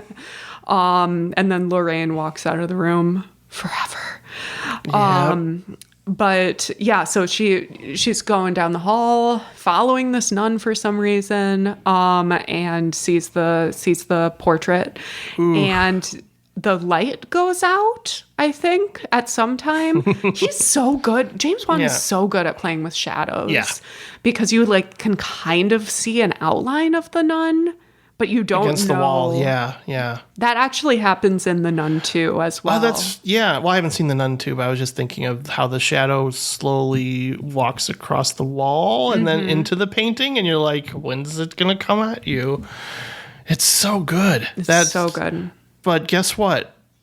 I rolled my eyes and I said, you could have cut this. Why did you need Patrick Wilson singing an Elvis song in its entirety practically and having everybody sing along? That is completely out of place. Yes. I did on my rewatch turn it off at that moment. Yes, it's like it's exactly what I would do when I would watch Willy Wonka and the Chocolate Factory, and the mom starts singing "Cheer Up, Charlie." Oh yeah, you just everyone fast forwards "Cheer Up, Charlie." Yes, everyone does, and that's what I would do if I watch Conjuring 2 again. I don't need to see Patrick Wilson play Elvis with his sideburns, and he like stares at Lorraine, and just, you can tell that he's like playing the song for her. Oh, yeah. And so this one is all about love and like Christian love and sentimentality and stuff, which is not what the Warrens were really. Like that was their persona in real life, but it's kind of come out that there have been accusations against Ed Warren. Apparently, he had a teenage mistress who was living with them. I remember hearing this. It really is like not even separate art from the artist, but just like the real history. Like, I would be fine if they, didn't make another Conjuring movie because of like some political statement. Like that'd be okay by me. We don't need to follow the Warrens anymore. We don't need to follow the Warrens. So yeah, I invite you to do your own research on that, because I don't have it in front of me. I don't want to missay anything, but they were not as Christian and loving and perfect, and people rarely are. Yeah. And so to kind of go to make a franchise around them, I think was something that people had problems with, because they were not very good role models. I had a problem with Patrick Wilson's accent in the first one, where it was like, he's trying to be from Chicago and all. And like, there's one point where he just delivers, all he does is say the word suicide. Well, this is where the witch committed suicide. In a certain way that makes me really like cringe. I was like, oh my God, what, Patrick Wilson, you don't have to try so hard to, speak in that tone. I think he dropped the accent, right? Yeah. Maybe they were like, this isn't working, dude. But that would have been my, let's do an ADR of that line again, please, because it's so obvious to me. I'll include a clip of it in the podcast, because sometimes people like those fun things to be included. They don't want to just hear us talk. They have to hear clips from the movie. They gotta. No, you they should don't. put in him painting the. Well, I guess that's more visual. Put in him singing. Oh, nah, we don't need that. For I can tell, falling in love with you. Nah, we don't need that. We don't need that. No, I'll put in me singing it. For I can't help falling in love with you. Leading a chorus of children. Mm-hmm. Yeah, that's exactly what people want. One other thing before we move on about The Conjuring 2, I loved the flooded basement scene. That was so scary, because you just know the nun is down there. Mm-hmm. The nun is swimming around down there. Yeah. It's like water up to Patrick Wilson's waist, probably, and he's trying to fix something. I can't remember. He like does a bunch of odd jobs around their house, which again is like very, very strange. Well, he's being polite. Yeah, he's that's like, nice. You need a man, because it's a single mom and a bunch of girls, and so he's always like, well, I'll be your guy to fix the sink or whatever, the sub pump. And so yeah, the nun is like swimming around down there. I think that was very scary. Yeah. I guess I just compare too much to like it's not as scary as skeletons in the pool and Poltergeist, but hey, good try. Yeah. No, I know it's still creepy. Yeah. But it's so funny, once I heard like how much he loves Poltergeist, I just started seeing Poltergeist in all these movies. Like, even just there's a big scary thing that happens in the Poltergeist during the day when the mom is stacking up the kitchen, or she's not stacking up the kitchen chairs, but she's like just trying to show off what the Poltergeist can do to her husband, and that it's just like, oh my God. And I'm sure there's documentaries about how they pulled that trick off, because it is one camera and there's no cut from what I can tell, like how they were able to stack all the chairs on top of the table like suddenly. Yeah. It's just, that was one of my favorite movies growing up too. And it makes sense. And I can see why he loves it so much. And I'm not saying like he's unoriginal or he's just lazily borrowing from things that he loves. I mean, people say that about Tarantino all the time, but I think they repurpose them in a way that complements their stories. And I find it very entertaining, and also just not derivative somehow. Like, even if you're taking influence or inspiration from something, it doesn't mean you're ripping it off. Exactly. It's just not like a cut copy kind of effect. Right. Yeah. And I think like things just are embedded into your subconscious that like as a storyteller, those things are probably going to just come out. And like if he has unresolved issues or something around dolls, you know? And who doesn't? I mean... Who doesn't? Yeah. Seriously. Yeah. I mean, geez. I still have nightmares about creepy clown dolls. Who doesn't, you know? But it's just interesting to think of this turning into a whole other... I mean, I guess... are there more Conjuring movies? Or there's at least one more after the second one, right? There's Conjuring 3, The Devil Made Me Do It, and you have to say the whole thing when you talk about it. And then there's going to be another one, Conjuring 4, The Last Rites. I'm not sure. Is it... Hopefully it's the last one. Okay. Because it's The Last Rites. But I don't think the third one got very good reviews, so I haven't seen it. And so I am a defender of the third one. Wow. I think you would like it, Jim. Okay. Or at least a little bit, because it's kind of for the librarians. It's kind of an entire, in horror movies. I want a haunted library movie. I want that. That would be fantastic. All we have is the Ghostbusters opening. Yeah. That's all we have. Exactly.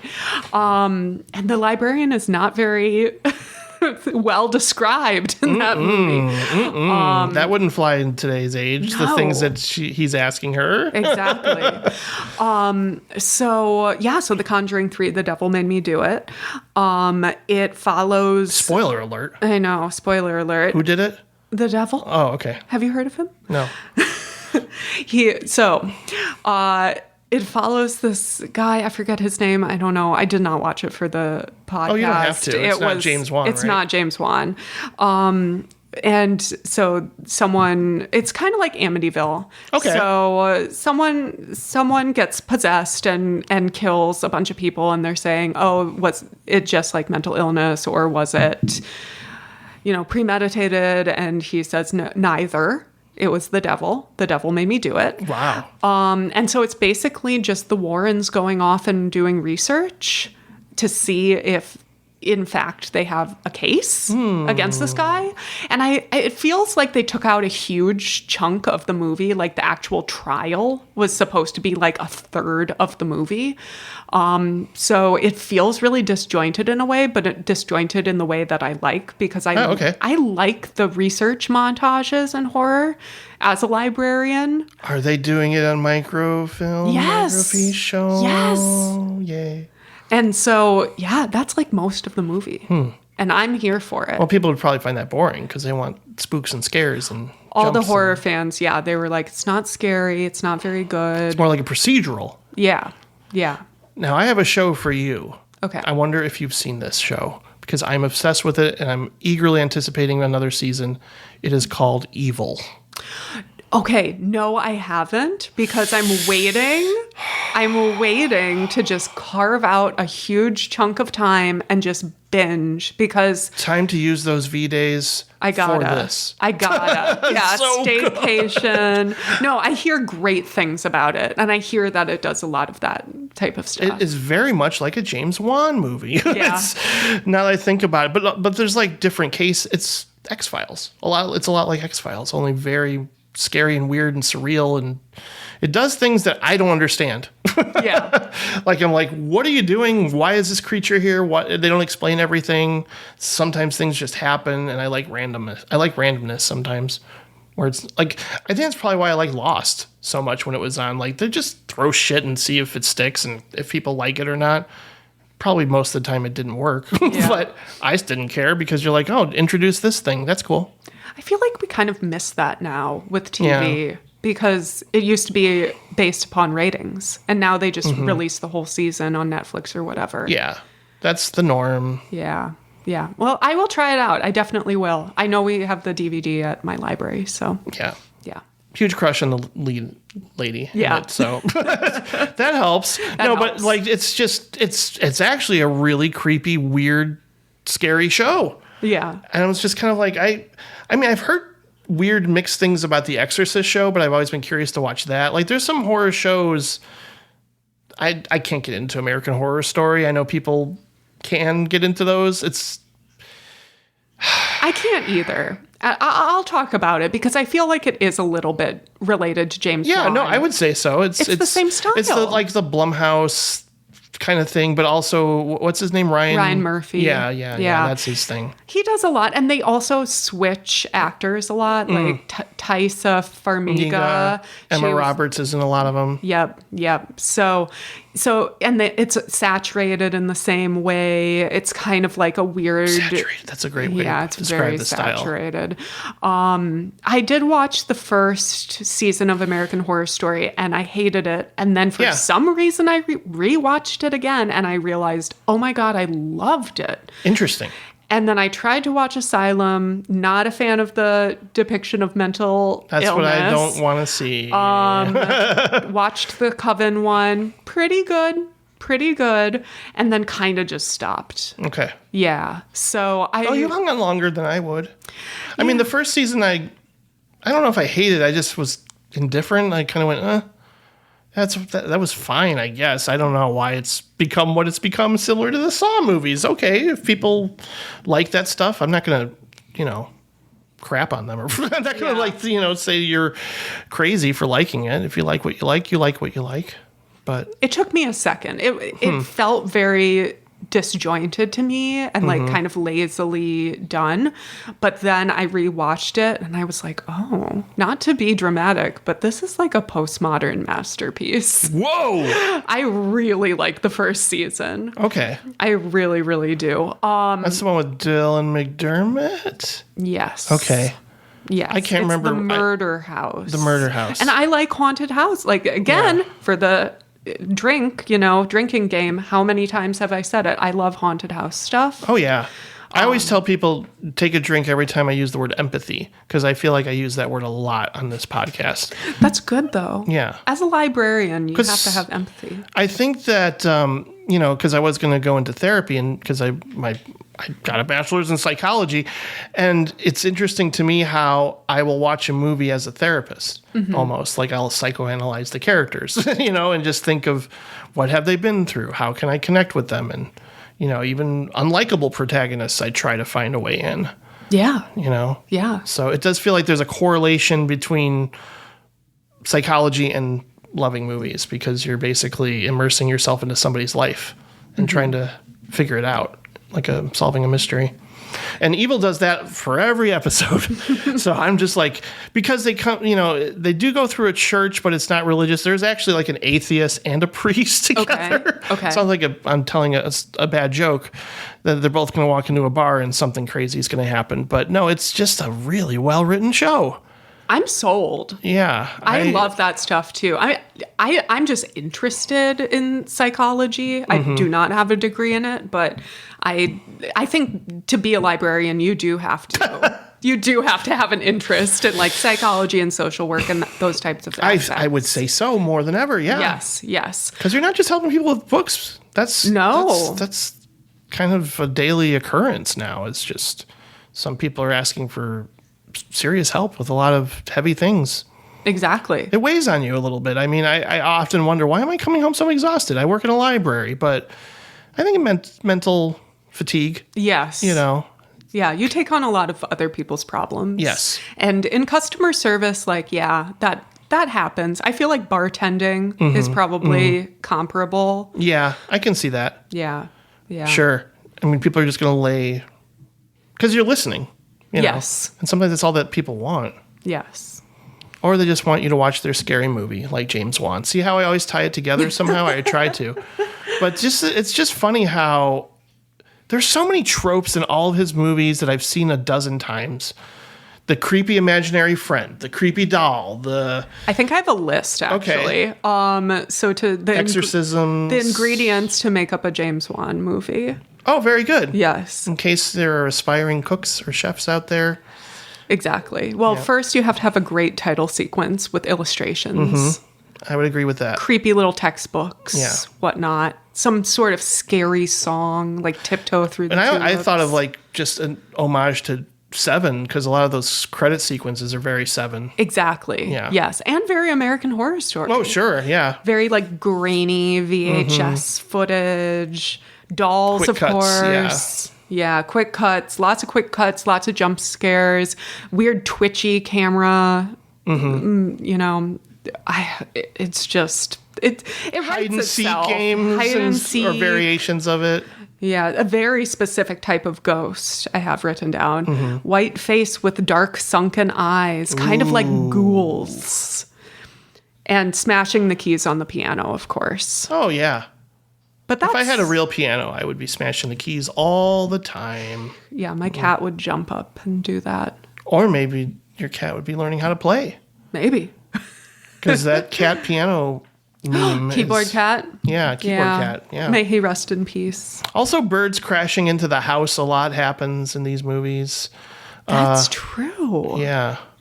Just like, oh, birds. Poor birds. Poor birds. Yeah, it's an omen, but for what cost? Oh, abandoned places are very frequent. Yes. Like Factories and warehouses. We gotta keep going because I want to talk about Malignant so bad. Well, that's the thing is, color me surprised when I first saw Malignant in the theater and was like, all right, James Wan again. Okay, I guess. When I was young, something happened to me. Stop saying that. Daddy, who are you talking to? Gabriel. Is he your imaginary friend? Whatever you went through before you joined our family, it hurt you in a way that I can't even imagine. You created him. Daddy, what's going on? So that you could survive. Directors Club. I wanted to do something that was a bit different, but yet hark back to my roots. You gotta take chances. If you don't, you end up making the same old thing again and again and again. I think audiences are starved for something that's new and different. And I loved it. Me too. I was just like, oh my God. I mean, there's people who don't like it and roll their eyes. Who? There are people out there who don't think Malignant's amazing. I don't know. It did feel like the turning point where I kind of went, okay, yeah, you can throw plausibility out the window and you can probably find numerous flaws, but I don't care. I'm having a great time. And once we get to that reveal, I was just beside myself. Me too. I definitely predicted it, but not at the start. Yeah. Well, I mean, normally, because I am sick of people using Where Is My Mind as a cue in a lot of movies. Too. It's just enough already. I'm sure it's been in like car commercials at this point. So, you know, Fight Club did it the best and people shouldn't keep using it. But then for some reason, I was just like, I really liked what they did with it here. Even though it's silly, I went, oh, I kind of like what you did with it, incorporating it into the score and having it going, and like turning it into like a ghost version of Kim Deal or Kelly Deal. I get them confused. But yeah. Yeah. And it makes sense because it's Seattle, right? And so they're from Seattle. And oh, good call. I didn't pick up on that. Yeah. Right. It's very Seattle. Mm-hmm. It's like a very strong It's always raining, isn't it? Place. Yeah, it's always raining. It's always foggy. One of the characters works in like the creepy little tunnels underneath the city. So you got to utilize that for, some reason. No, I loved this movie too. I dragged my friends to go see it. It was a lot bloodier than I thought it was going to be. I was very nervous at the start. Again, just being like very conscious of mental health depictions and like the domestic abuse plot line at the start of the movie is actually really scary, really intense. But we quickly get past that. Yeah, the opening, I was like, I don't know how I feel about where this is going to go. And I also kind of went, isn't this a lot like once we get to the reveal, it sort of solidified my initial feelings of like, I wonder if he's going to do like a riff on a Frank Henenlotter movie. In particular, Basket Case. Like I was first thinking, what are they doing here at the beginning? Okay. But then, it sort of sets up a mystery that I guess I predicted, but not in that way. Like the reveal of Gabriel towards the end was just like, oh my God, you're really going to do this? It was just a shock. I mean, in a great way for me. Yeah. Yeah. I forgot that they have that scene at the hospital first and foremost of the doctors, of course, grainy VHS, and the doctors running down the hall, and you don't know who Gabriel is. Right. But everyone's talking about him. We got to cut out the cancer. We got to cut out the cancer. I love the line. Actually, my favorite line is, "It's drinking electricity."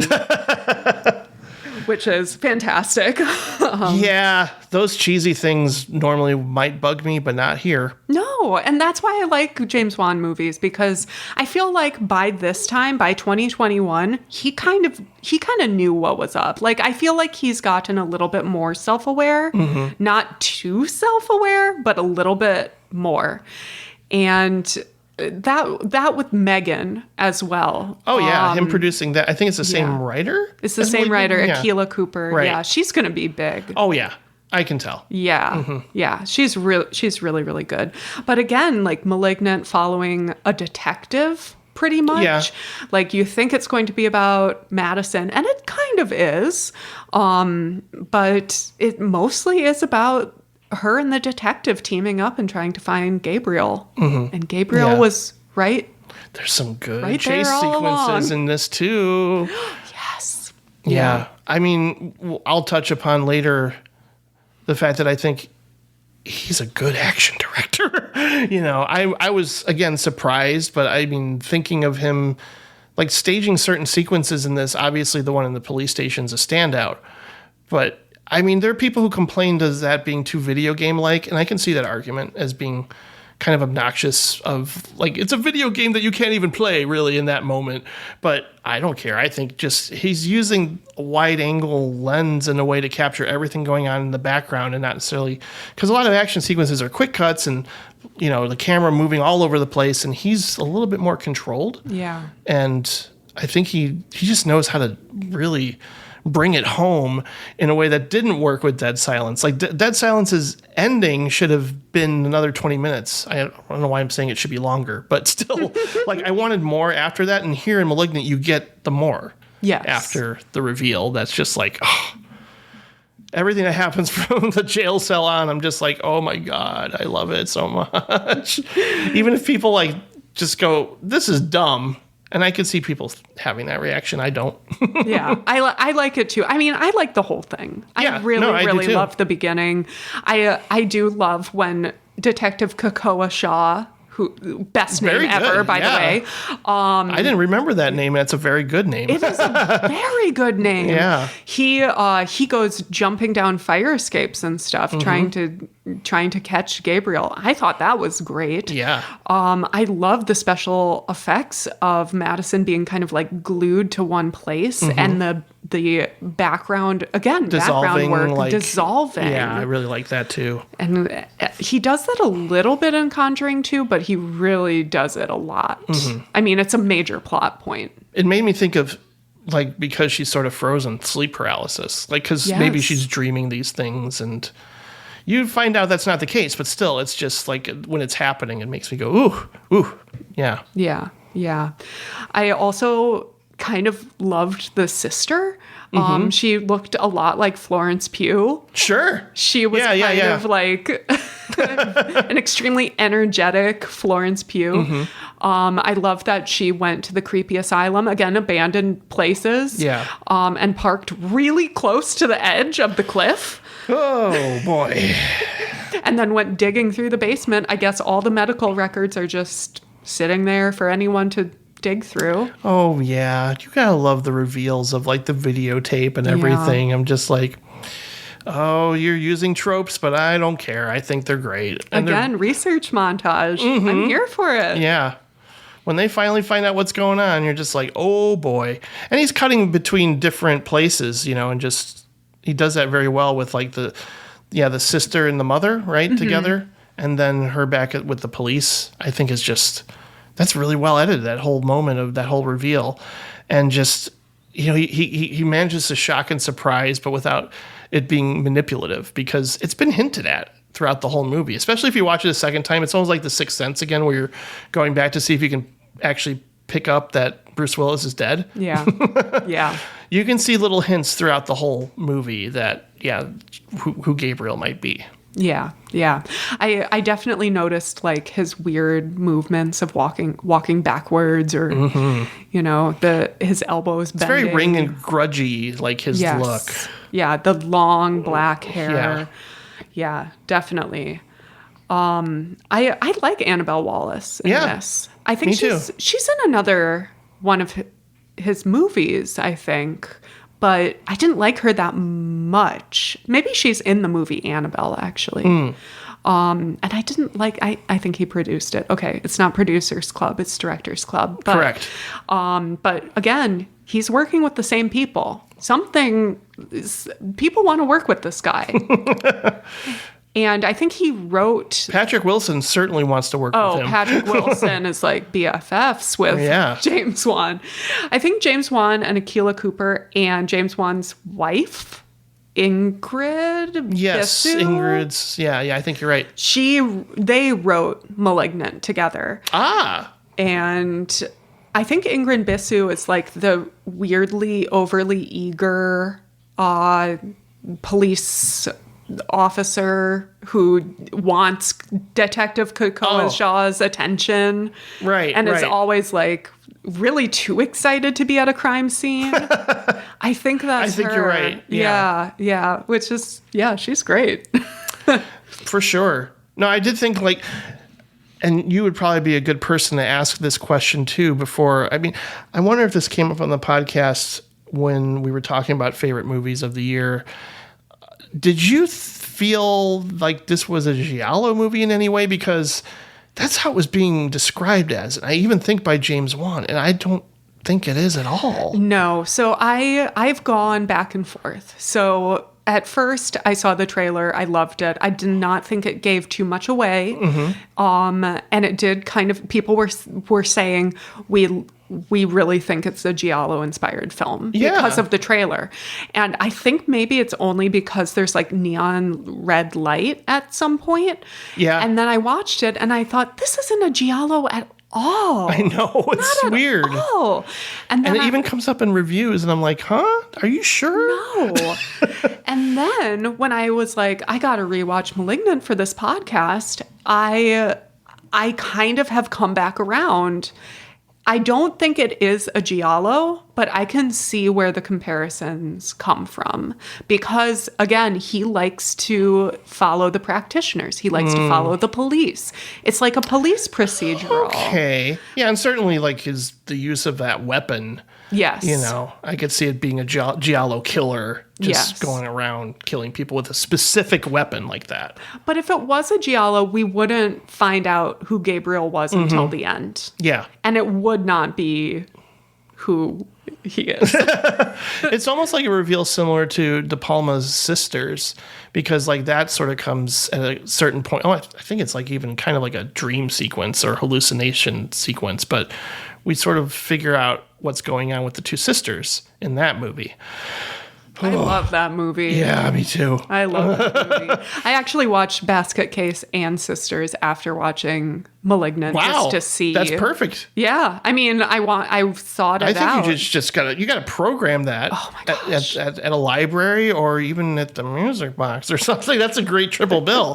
That would be great. I don't even know what order we would go in. You can go chronological. Yeah. That would be fun. I like just. Yeah. Even if you're using something that's been done before and putting it in a whole other context. And, I don't know. Do you get any like feminist angles going on with just like the being in control of your own body and possessing your own body in a certain way? Because like I even heard James Wan mentioning that as like something that he didn't think about until afterwards. Yeah. Just the fact that he's got, a female protagonist and she's going through something where she doesn't have full control of her body. And now it's kind of relevant more than ever with what's been going on currently. Yes, I did. When I first watched this movie, I thought it was actually a really astute commentary on domestic violence. Yeah. And maybe it's just like that scene just stuck out to me. And it was done with empathy drink. Yes. I mean, I believe it was. And it also came it was after a plot point. Invisible Man, too, with that angle. Yes. I think when intense themes like domestic violence are used in horror, oftentimes they aren't used with purpose. They're used for shock. Yeah, or to exploit, right. Exactly. Yeah. But this I felt like was narratively significant. And I think just having like, you know, a blood relation, she keeps saying, Madison keeps saying, oh, I just need to be like connected by blood to someone. That was very strange. I'm not like a huge fan of female protagonists being propelled by like you have to rescue your child, or as if females are only good to be mothers.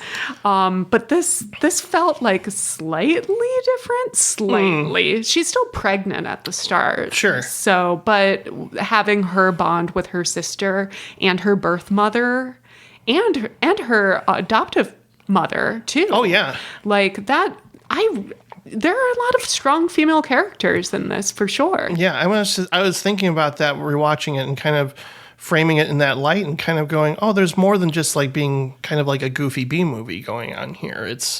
There is some weight behind things, and I actually care about her and what she goes through. And certainly the ending is cathartic in a good way. It's like, but I mean, I also kind of go, oh, you're setting it up for a sequel, aren't you? It's gonna happen. I have a feeling. He's locked away and he's gonna get out again. Yeah, he definitely will. I think he's jealous, of course, that he can't have what she has in terms of full agency and everything. But it's just, I mean, once he starts kicking ass, I don't know. I do get that like thrill that you would get in certain types of horror movies, like an Evil Dead or something, where it's just like, oh, he's kicking ass. You watch him go, and you know, he can kill a bunch of cops. That's okay. Yeah, that's totally fine. Yeah, no, it's fine in this context, of course. Yeah. I mean, for the most part, whether if it's science fiction or horror, it's commenting on the times we're living in, sociologically and politically more often than not. People were saying that, like, torture porn was a reaction to what we were seeing post 9/11 with Abu Ghraib and all that, and just the fact that we were being exposed to that in the news, that, like we were actually physically torturing people to get information or just to torture them. And so I'm waiting for more COVID and post-Trump horror, Exactly. That's the times we're living in. So I don't know if that... there has been COVID horror. Or The Host. The Host, right? Yeah. I loved that one. It's all on Zoom. It was really good. If anyone else tries to do it, though, I don't think it'd be as good. That director actually went on to make a horror movie I hated. Me too. Dash Cam. It was one of the worst. Yeah. I couldn't stand that character. I know you're making her hate, like someone you actively hate, but I can't spend time with somebody like that. No. I have my limits. Exactly. I have hopes for him, though. I would watch another movie by him. He did The Boogeyman, I think, which came out. Oh, yes, he did. Did you see that? I did. I saw, actually. I think it was, I think he did do that, yeah. I have a story about that. Yeah, Rob Savage is his name. I pulled that out of my brain. Good job. I went to an advanced screening of The Boogeyman, and there was a trivia contest at the start. And no. I won. Oh, good. Never mind. Oh, good. I think it was a Stephen King trivia. And they said, here, you get a moonlight, because a moonlight is featured in the film. It's like... Oh, right. Yeah. One of the little girls has it, and to scare away the boogeyman. And so I got a moonlight, and it looked very cool, and I was very proud of myself. And then I took it home, and I realized it said, The Boogeyman, on the light. It was a Boogeyman branded moonlight. So I still have that. I've turned the part that says The Boogeyman against the wall so that you can't really see it. Oh, good. That it says that. Are you afraid the Boogeyman's going to come out, or? I just was like not the best fan of that movie, but not like I want to like broadcast it to the world, but Was the trivia guy the guy who was before the Exorcist screening? Okay, No. good, because he was terrible. I'm sorry. Who was it? Larry, the skeleton guy, or Larry the? I don't remember what his name was now, but he was just like, oh gosh, I forgot his name. Oh, the Exorcist believer. Boy, oh boy, what a terrible movie, and also a terrible screening experience I had there because the sound wasn't working very well at all, to where you couldn't understand dialogue. They would open their mouths and you couldn't hear what they were saying. You could only hear the background sound or the score. That's it. That's so terrible. They were opening their mouths and they're like, should there be subtitles? What's going on? We were all confused. And then we sort of realized, oh, they messed up the sound here somehow and they never fixed it.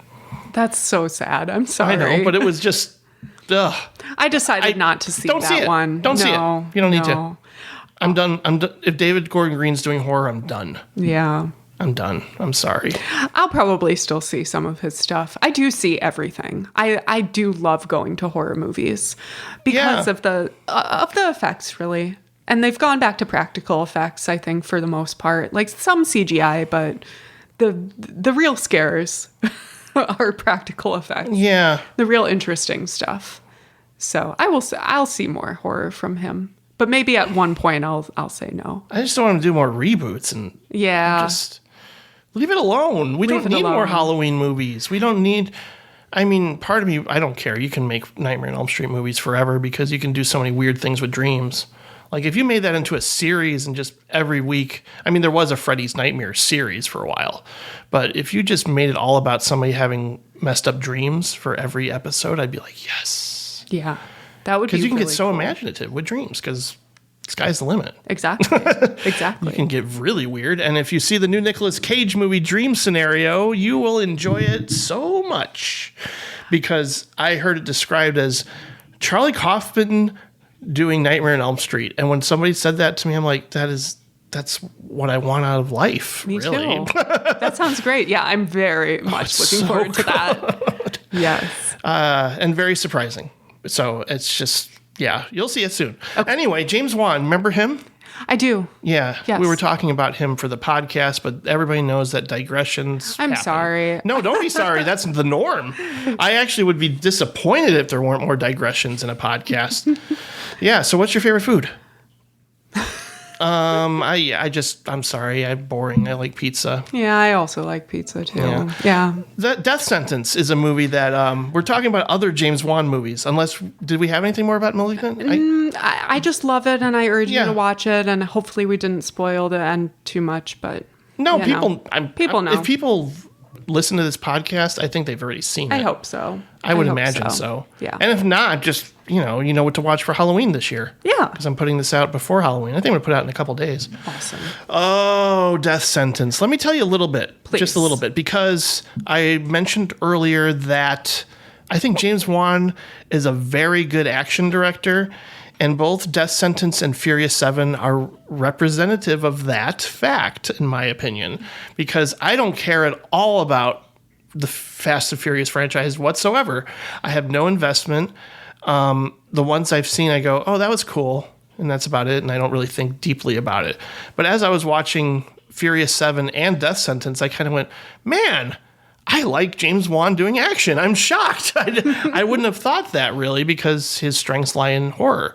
But he stages them very well, often being showy and doing like one takes again and just kind of like, well, in Death Sentence in particular, because it's kind of a low-key action movie, but it's just revenge drama. Like Kevin Bacon's son gets killed by a gang, and you kind of roll your eyes at the portrayal of the gang. Oh, no. Yeah. Maybe that's why it's really hard to find. Yeah, maybe. But it's just a little cliche, and kind of uncomfortable. But at the same time,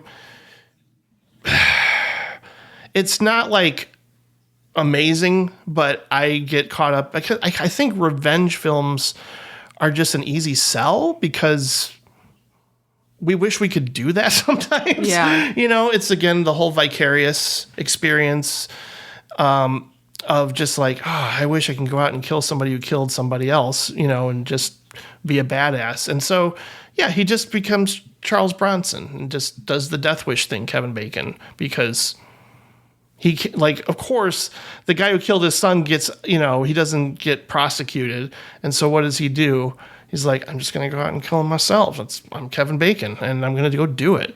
So that's what happens. It's just him, like, killing off gang members one by one.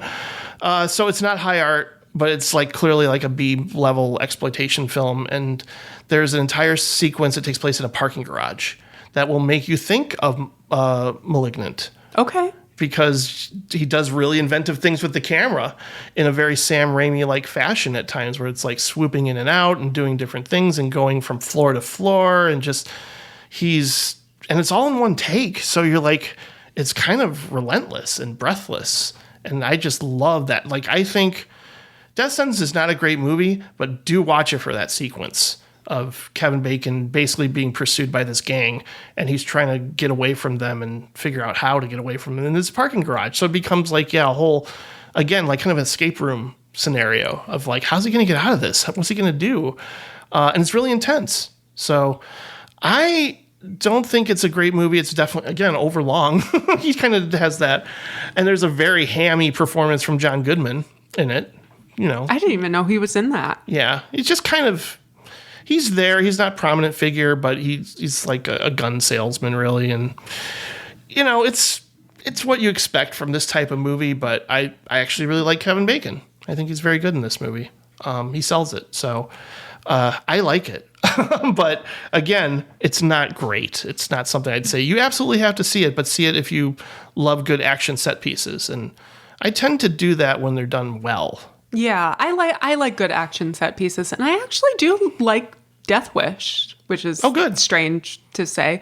The original, right? Yeah. And then also the sequels for the campiness. Okay. Yeah. I really do like it. I think I saw Death Wish 3 in a film class and was just shocked just at the campiness, and I don't know. I really enjoyed it. I think that was the first one I saw, but then ended up watching all of them. I do like a good gung-ho action movie where it's just like, I'm just going to go kill these people because they did me wrong, or they killed my wife, or whatever, I don't know. It's exactly what you expect, but... And you saw the Fast and Furious 7. Have you seen all of them? No. Okay. I can't. What really makes this work is the fact that you just mashed up every... action villain or hero into one movie. You have The Rock, you have Vin Diesel, you have Jason Statham. I'm just like, it is like The Expendables in that way, where it's just kind of like, oh my God, all these guys are in the same movie. Let's watch them go. And it's pretty wild and crazy. But it's funny because the reason why I watched it with my mom is that she, had a crush on Paul Walker and is really sad about him being gone. Yeah. And he really ends this in a really sweet and touching way. It's like a tribute to him that surprisingly was very moving. And just like, it's not a movie that, again, is worth seeking out if you're not into like a lot of action. I was surprised there isn't as much car chases as there are great action set pieces. I might have to watch it. And really crazy over the top things that you go, well, nobody would survive that, clearly. But it's just fun. It had an energy to it, and I could sense it that James Wan's trademark style was behind it all. So, again, like the stuff in Malignant and the stuff in Death Sentence and the stuff in Furious 7 all correlate in some way. Like I can tell this is James Wan. That's good. It made me kind of happy watching it because I was kind of dreading it, and I'm like, do I really need to watch this because it's not horror? But a lot of people said it's one of the best of the series, and I haven't watched them all, but I think it probably is. Yeah. It's too long. Yeah, movies really need to be shorter. Yeah. Yeah, that makes sense that he would do a fast movie though, because he's all about like familial love and sentimentality and it's all stuff about like family. That. It's all about family. It's all about family. Just like Vin Diesel says, it's all about family. That's all he says in the movies. We're like family. We're like family. Yeah. We're family. Yeah. Can we talk about Dead Silence for just a second? Only 1 second. So you gotta have just one word basically to describe it. That's the challenge right now. Puppets. Okay. That's all you need to say, really. No, puppets are scary. Yeah. Yeah. Yeah. I don't love this movie, but I kind of do. I think Okay. I saw the end of it at a bar once, and I was like, You were what drunk. is this? Maybe. I don't know. I was like, what movie is this? And then someone said, oh, it's Dead Silence. And I like put it on the mental list, but then completely forgot about the ending when I rewatched it. And then I think, here's the thing with James Wan movies. I do say like, oh, I have to be a little intoxicated to enjoy this. or high for some people. I mean, your drug of choice, basically. Yeah, exactly. And then I have to watch it again because I forget what happened. So I did watch this movie twice this year. Cool. Yeah, it is really boring in the middle. Yes, I felt that way too. I don't like the lead guy. I don't like the lead guy. I do like the costumes, and again, Denise Cronenberg. She Sure. rarely worked without her brother. She rarely worked on, other films. So I think that is just a statement in and of itself that she wanted to do this movie or whatever. The beginning is scary. I love the urban legend aspect. Sure. Mary Shaw. Yeah. Beware Mary Shaw, Beware yeah. the stare of Mary Shaw. No, that's catchy. And I thought, oh, this is something that everyone already knows. No, it is original. Again, original IP. And Strange this didn't become a franchise, because the way it ends, I'm like, what else can you do with this idea? I get it kind of mixed up with some of the other police procedural type of movies around this time, because I think it's Donnie Wahlberg is the police officer. Yeah. Who's like trying to arrest the main guy for the death of his girlfriend or wife or whoever. But yeah, the ending is, oh my gosh, so scary. Lots of puppets coming out of the woodwork, and the ghost is real. And then he goes to the house, and there's just this amazing set piece of like basically a corpse as a puppet. That's the best part. It's and the I best want the part. whole movie to be that. Yeah, it's truly. I want it the to be best part. completely batshit, but it has a lull, and I guess I get more restless, surprisingly, in this one than his other work. I'm like, I can see why it didn't hit Yeah. the way his other movies did. It almost feels like he found his footing like he found exactly what his strengths were once he got to Insidious, and then from there it's just like bam, like I can do just about anything. Yeah.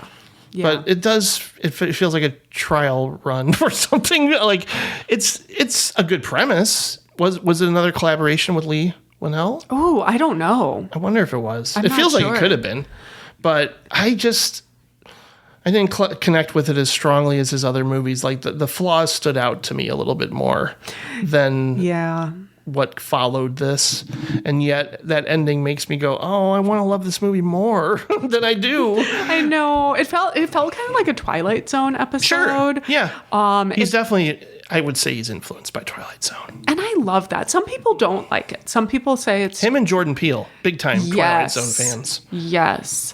I can also see like Roger Corman in there as well. Yeah, I can see that too. I think he worked, especially in the early stuff, he worked on such a small budget. Yeah. And then just makes his money back like tenfold, more than tenfold, way more, a billion fold. Yeah, that's like the whole, I mean, Roger Corman could have produced Saw, like that would have been right in line with their sort of approach to filmmaking. I think they filmed Saw, I think James and Lee, my personal friends, filmed Saw in like 2 weeks or something. It was like very tight turnaround, and they rented an apartment for it. That's probably why they just overlooked some of the bad acting. Probably. But I mean, again, like, how many horror movies did you rent as a kid? And there was bad acting. I mean, you'll still watch them to this day. And a lot of people got their start in horror movies, like Jennifer Aniston, Brad Clooney. Pitt. Yeah, like so That's many right. people. Brad Pitt was in Return. What is it? Horror High or Cutting Class? Cutting Class. Yeah. Yeah. Wow. Yeah. Matthew McConaughey as well. Oh, right. Texas Chainsaw. Yep. 3? 3. 4? No, 4. 4? It's The Next Generation. One of them. But yeah, a lot of good actors getting their start in horror movies. Johnny Depp. Of course. So many. Skeet Ulrich. Skeet Ulrich. I love Who was him. like, I don't know, he's kind of like a Johnny Depp clone in a way. He is, yes. Yeah. Made sense to cast him. Mm-hmm. Exactly. Do you want to talk about recent horror movies? Yes, please. What have you liked? Oh, man. So I feel like I could hype up some of the bigger ones, but they don't, they don't need it. So I'll just mention it really fast. Like Talk to Me was probably my favorite of the year. Yep. Really interesting. It reminded me of Hereditary, but with a little bit more humor. Exactly. I also loved Megan, written by Akilah Cooper, produced by James Wan. A good PG-13 horror comedy. I kind of feel like people don't get horror comedies yet. Mm-hmm. But Megan I think seemed Malignant to is stick. a horror comedy. Oh, yeah, me too. I think Dead Silence is a horror comedy. Sure. Or at least it has comedic effects. Yeah. I also really liked Infinity Pool. Brandon Cronenberg. It's kind of satirical, though. Like, I have friends who said... I mean, I love Mia Goth. I mean, yeah. marry me, Mia Goth. Yeah. But marry me, Mia Goth. but I don't know why. Brandon Cronenberg just hasn't hit me the way he has with other people. Really? Okay. I thought I would love Possessor, and I thought I would love Infinity Pool, and I was like, maybe I need to watch him again. That usually happens. Like, if I don't click with something, I watch it a second time, like, oh, okay. Maybe now that I know what I'm in for, I can hone in on exactly what it's trying to say. But I don't know. It almost felt like a social satire that, let's, comment on how empty and vacuous rich people are and how they just do like that's kind of been done a lot lately. It really Triangle has. of Sadness. There's Triangle a lot of Sadness, The Menu, all of that. Mm-hmm. No, unsurprisingly, I like his movies because of the props, the set pieces. I like the masks. He uses masks a lot. Those masks are creepy. And he does that in Possessor too, like Yeah. the creepy mask. And I don't know. I like his stuff. It's extremely violent though, which I'm not. I'm holding him to huge such a fan. high pedestal because of his dad, probably. Like, Yeah, I just love me all too. of his dad's movies so much. Me too. I'm not giving up on him. I still think he's interesting. I just, like, a lot of the horror community has openly loved and embraced him, and I kind of went, maybe eventually I'll figure it out. I don't know why it's not working for me. I would say give it a rewatch. I will. Yeah. Especially Possessor. Like, that's a movie I thought for sure was, like, going to be crazy about. I know. I got to rewatch that again. I don't think I got 100% of it on the first watch. I will say that I saw Ennis Man, the Mark Jenkins movie. Did you watch was that? Pretty good. I don't know what to make of it all, but I liked it. I liked it too. It's like really slow burn horror, folk horror. Yeah, folk horror for sure. I for sure thought she was going to fall down a well. Like every time she went up to that Things aren't hill. explained, and I like that. Things aren't explained. No, it reminded me of like Maya Deren, who I also recently, I don't know how I went through film school and did not watch her stuff, but I also recently discovered her like during the pandemic. So I liked that. I liked the folk horror. I liked the repetitive shots. It made me feel like I was going crazy. Yeah, I like movies that make me feel like I'm going crazy. Yeah. I also saw The Blackening, which I feel like people did not see enough. Did you see it? Yeah, I liked it. I really liked did. it too. People are sleeping on these horror the trivia comedies. stuff is just so fun. I know. I think I like Cabin in the Woods. I feel like I can see that being connected. in that way. Yeah. And I thought the board game was actually legitimately terrifying. And it was funny. Yeah, it was very so funny. Yeah. So definitely liked that. And then I recently attended a screening for the Chicago International Film Festival of Late Night with the Devil. I wanted to go, but I was tired. I know. It was very late. They ended up doing so it's directed by the Cairns brothers. I don't know them. Okay, I don't either. I think this might be their first feature. Okay. They're Australian. Oh. I believe. Or New Zealand. One of the two. I probably should research that. I'm sorry, Cairns brothers. That's okay. And I it forgive you. Stars David Desmalchin? Desmalchin. Yeah. Is that how you say his name? Yeah, and he's in a lot of stuff over the years. He's in so much stuff. He's like the best part of Suicide Squad 2. He was in The Boogeyman. That's right. As the creepy psychiatric patient who brings the boogeyman to everyone. Yeah. That's right. Of course. I know he's in a lot of things that I just haven't retained them for some reason. He's great. I think he is local. Or yes, he at least... he is from Chicago. Yeah, he's from Chicago. He was there, right? He was there. He was very moved by all of our applause and love. And it was a well-deserved applause. That movie was so good. It was about a 70s talk show host who has like semi-occult ties or like ties to a secret society.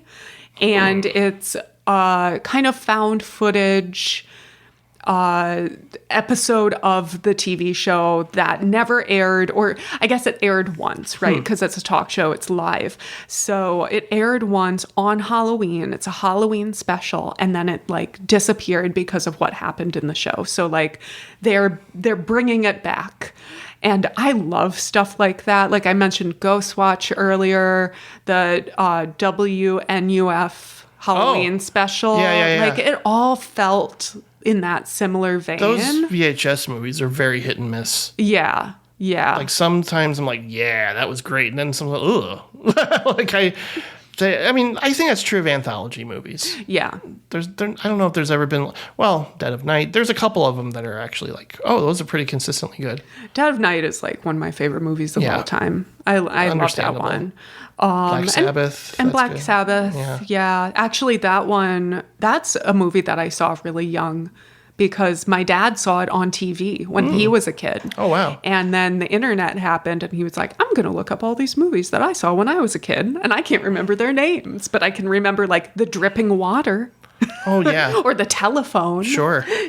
So we found Black Sabbath and we watched it. But anthology movies, hit or miss. Found footage, for me, hit or miss. Some people love it.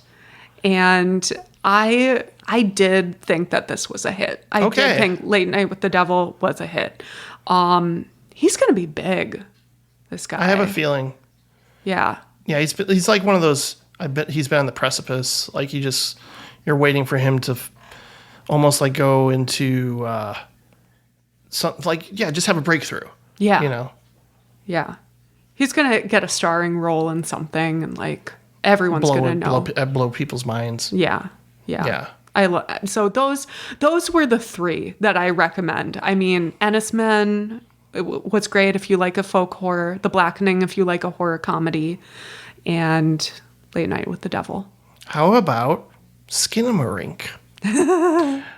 Ooh, boy, is that so divisive. People love it. People hate it. I know. I found it so creepy. It's so creepy. I would say, I had a friend in town this weekend and she was asking me if she should watch it. And I said, it's very much no plot, just vibes. Yep.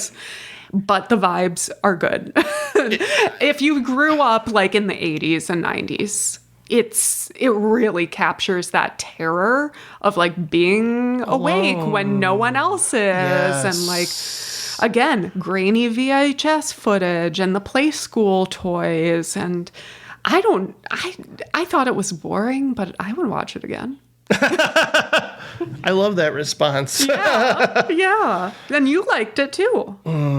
I kind of did. Yeah. It was just weird though, because it does seem like a movie that you would put on the background and, you don't have to pay super close attention to it because it isn't plot driven, but it reminded me of when I used to play shows in a band and there would be like industrial bands with big like video screen behind them as they're playing. Yes. Yeah, like the warehouse shows. Yeah, absolutely. Most of the time they're putting Tetsu the Iron Man on or something, but like this just felt like something that would be good for as like a visual art installation. I tried to replicate that vibe at my birthday party last year. I put on Nope. Wow. Yeah, which is just like, in the background or just for in the background. Okay. Yeah, and I muted it and then I played records over it. Oh, interesting. But obviously, like I don't live in a venue, so I don't know if it worked, but I think that could work. yeah. I mean, it's told very well as a visual story. I mean, just there's some movies you can just watch and not have to hear everything. They're just cool to look at. And I feel like there are no visual spoilers in that, but every frame could be taken and blown up and put on a wall. Yeah. Like, it's beautiful. You love Nope. I love Nope. Yeah, most people do. Yeah, I really did. I liked it don't more know the why- second time, though. I think once it was like it blew up into a big jellyfish creature in the sky or something. I didn't like it. Yeah. I don't know. I mean, it has one of the best moments in horror in the past, 10 years with once there you see all the people being digested in the creature. God. Like that is Nightmare fuel. 100%. Yeah. I guess I wanted more of that. And less of a Spielberg homage, I think More blood pouring from the from the sky. So scary. With when it's raining. Yeah. And you see the rain turn into red down the window panes. I thought that, I love a Western. Sure. I love a Western. It's a nice mishmash of different genres. Yes. The game Horror, show. science Or no, fiction, not the Western. game show. It's a sitcom. Sitcom with the monkey. With the monkey, yes. I was like, what does this have to do with the rest of the movie? Watch it again. Yeah, I know. Watch it again. Most people say that, yeah. I also thought that the first watch, and then I don't know, it clicks just into kind of place. clicked. Yeah. It truly did. And Jordan Peele, of course, is amazing. I really liked his new anthology book called Out There Screaming. He's got a book? He has a book. Wow. He has a book as of this month. At time of recording. It's an anthology book of Black horror writers. Ooh, and sounds he does great. he does the prologue. And he curated it all. Speaking of books, Chloe, do you have some book recommendations for us? I sure do. Oh, cool. I sure do. Because I want to, get Christmas gifts ready. Okay. Well, these are specific to people who like James Wan's movies. Excellent. So get them for all the James Wan fans in your life. I think so he's a very versatile director, right? Even though you can kind of formulaically lay out. Yeah, I can stuff. usually tell when I'm watching a James Wan movie. Yeah, But yeah. he still manages to distinguish himself. Sometimes they're slashers. Sometimes they're about police, detectives, Ghosts, haunted house. So Yeah. I would say for the haunted house fans, How to Sell a Haunted House by Grady Hendrix. Yes. Amazing. One of the few horror books I've read. Amazing. This So year. fun. Yeah. And he does it very episodically. He writes like he's writing a movie or TV show, so that there are creepy puppets in there. And there are scary moments, there are scary scenes, but then it is all about family, all about, it's all about family. it's all about family.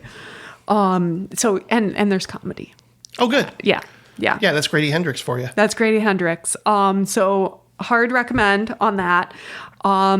Children of Chicago by Cynthia Pelayo. Oh, I thought you were directly referencing the Children of Chicago. Children of Chicago, I have a recommendation for you.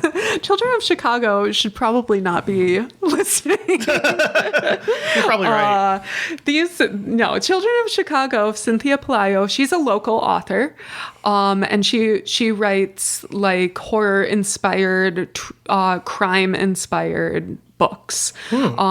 Historical fiction, mostly, though she does a lot of different stuff. This one is about a detective, though, in Humble Park. Oh, wow. So it's sounds great, actually. It's pretty good. It's very Chicago based. I guess the detective lost her sister when she was young in the Humble Park Lagoon, and now she is seeing children get lost and turn up dead in Humble Park again, and she has to figure it out.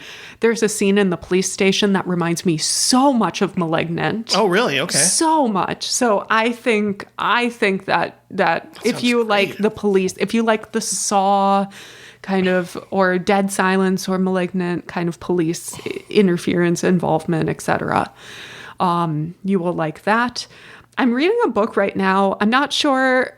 I don't want to like hard recommend because I haven't finished it, but it's called Experimental Film by Gemma Files. It's about a Toronto film professor who's like tracking down this lost footage of this woman who made films in Canada, but mysteriously disappeared. Oh, interesting.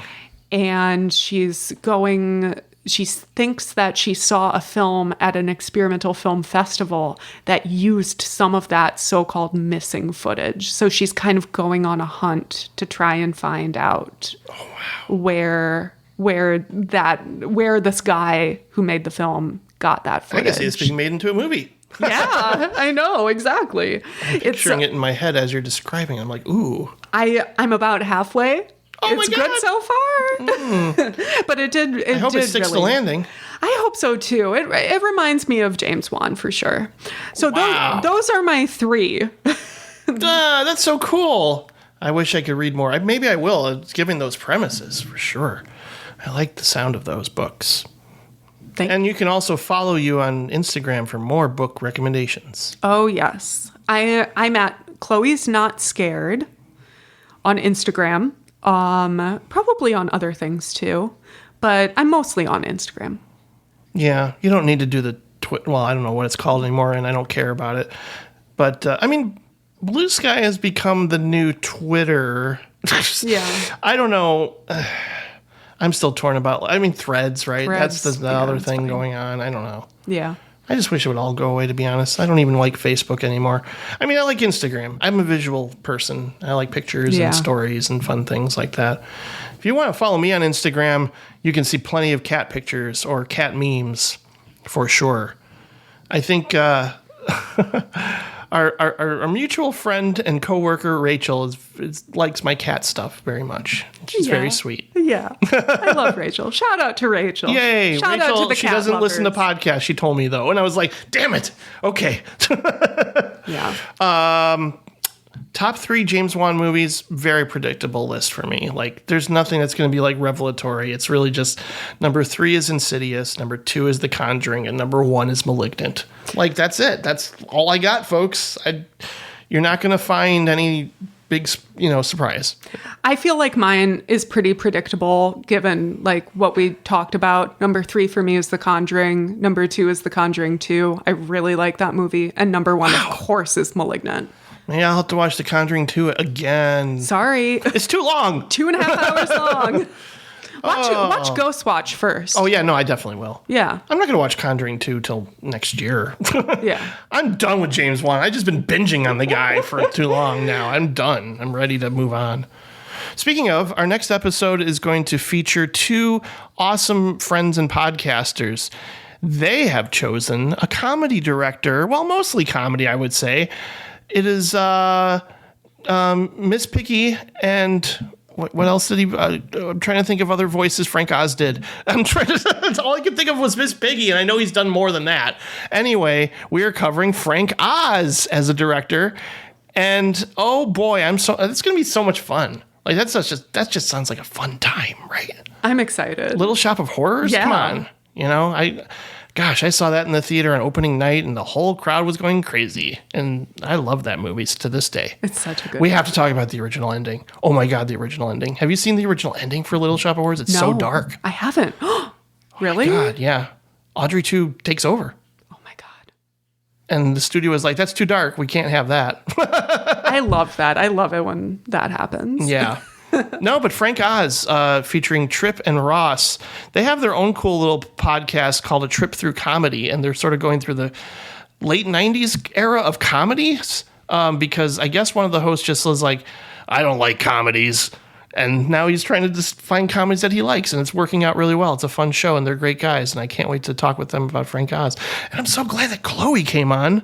Thank you for coming on this show, Chloe. This was so cool. I loved this. I hope This was so fun. That means you're going to come back next year. I would love to. You want to do Mike Flanagan? I mean, no, we could choose something else. I would have to watch House of Usher. Mm-hmm. There's a lot to watch. I mean, we mostly cover movies. Yeah. We don't have to cover miniseries. You don't have to feel obligated to watch everything he's done. I might, though. I know. It's tempting. I do love Ouija, too. Shout out to Ouija, too. I do. I think I like all of his movies, to be honest. Yeah. So, no, I'm not saying it's an obligation or that you have to put it in stone, but because you might come up with something, more interesting. Not that Mike Flanagan wouldn't be interesting, but if you wanted to choose somebody from the past, maybe like a Frank Henlotter or Stuart Gordon. Well, I think I did Stuart Gordon. Damn it. Anyway, that's okay. Yes. Thank you so much, Chloe, for being on the Directors Club, and thank you, everybody, for listening. Please visit directorsclubpodcast.com. Send me an email at directorsclubpodcast@gmail.com, and all the socials and stuff that's linked in the show notes. And follow Chloe, because she's great. Yay! Thanks, everybody. Much. Bye. Bye.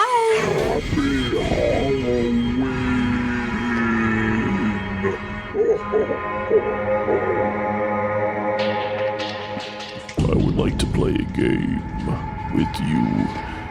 If you tell your friends about Directors Club, I will let you live. Also visit 5years.substack.com for Jim's writing on music and film, and follow Chloe on Instagram or there will be dire consequences.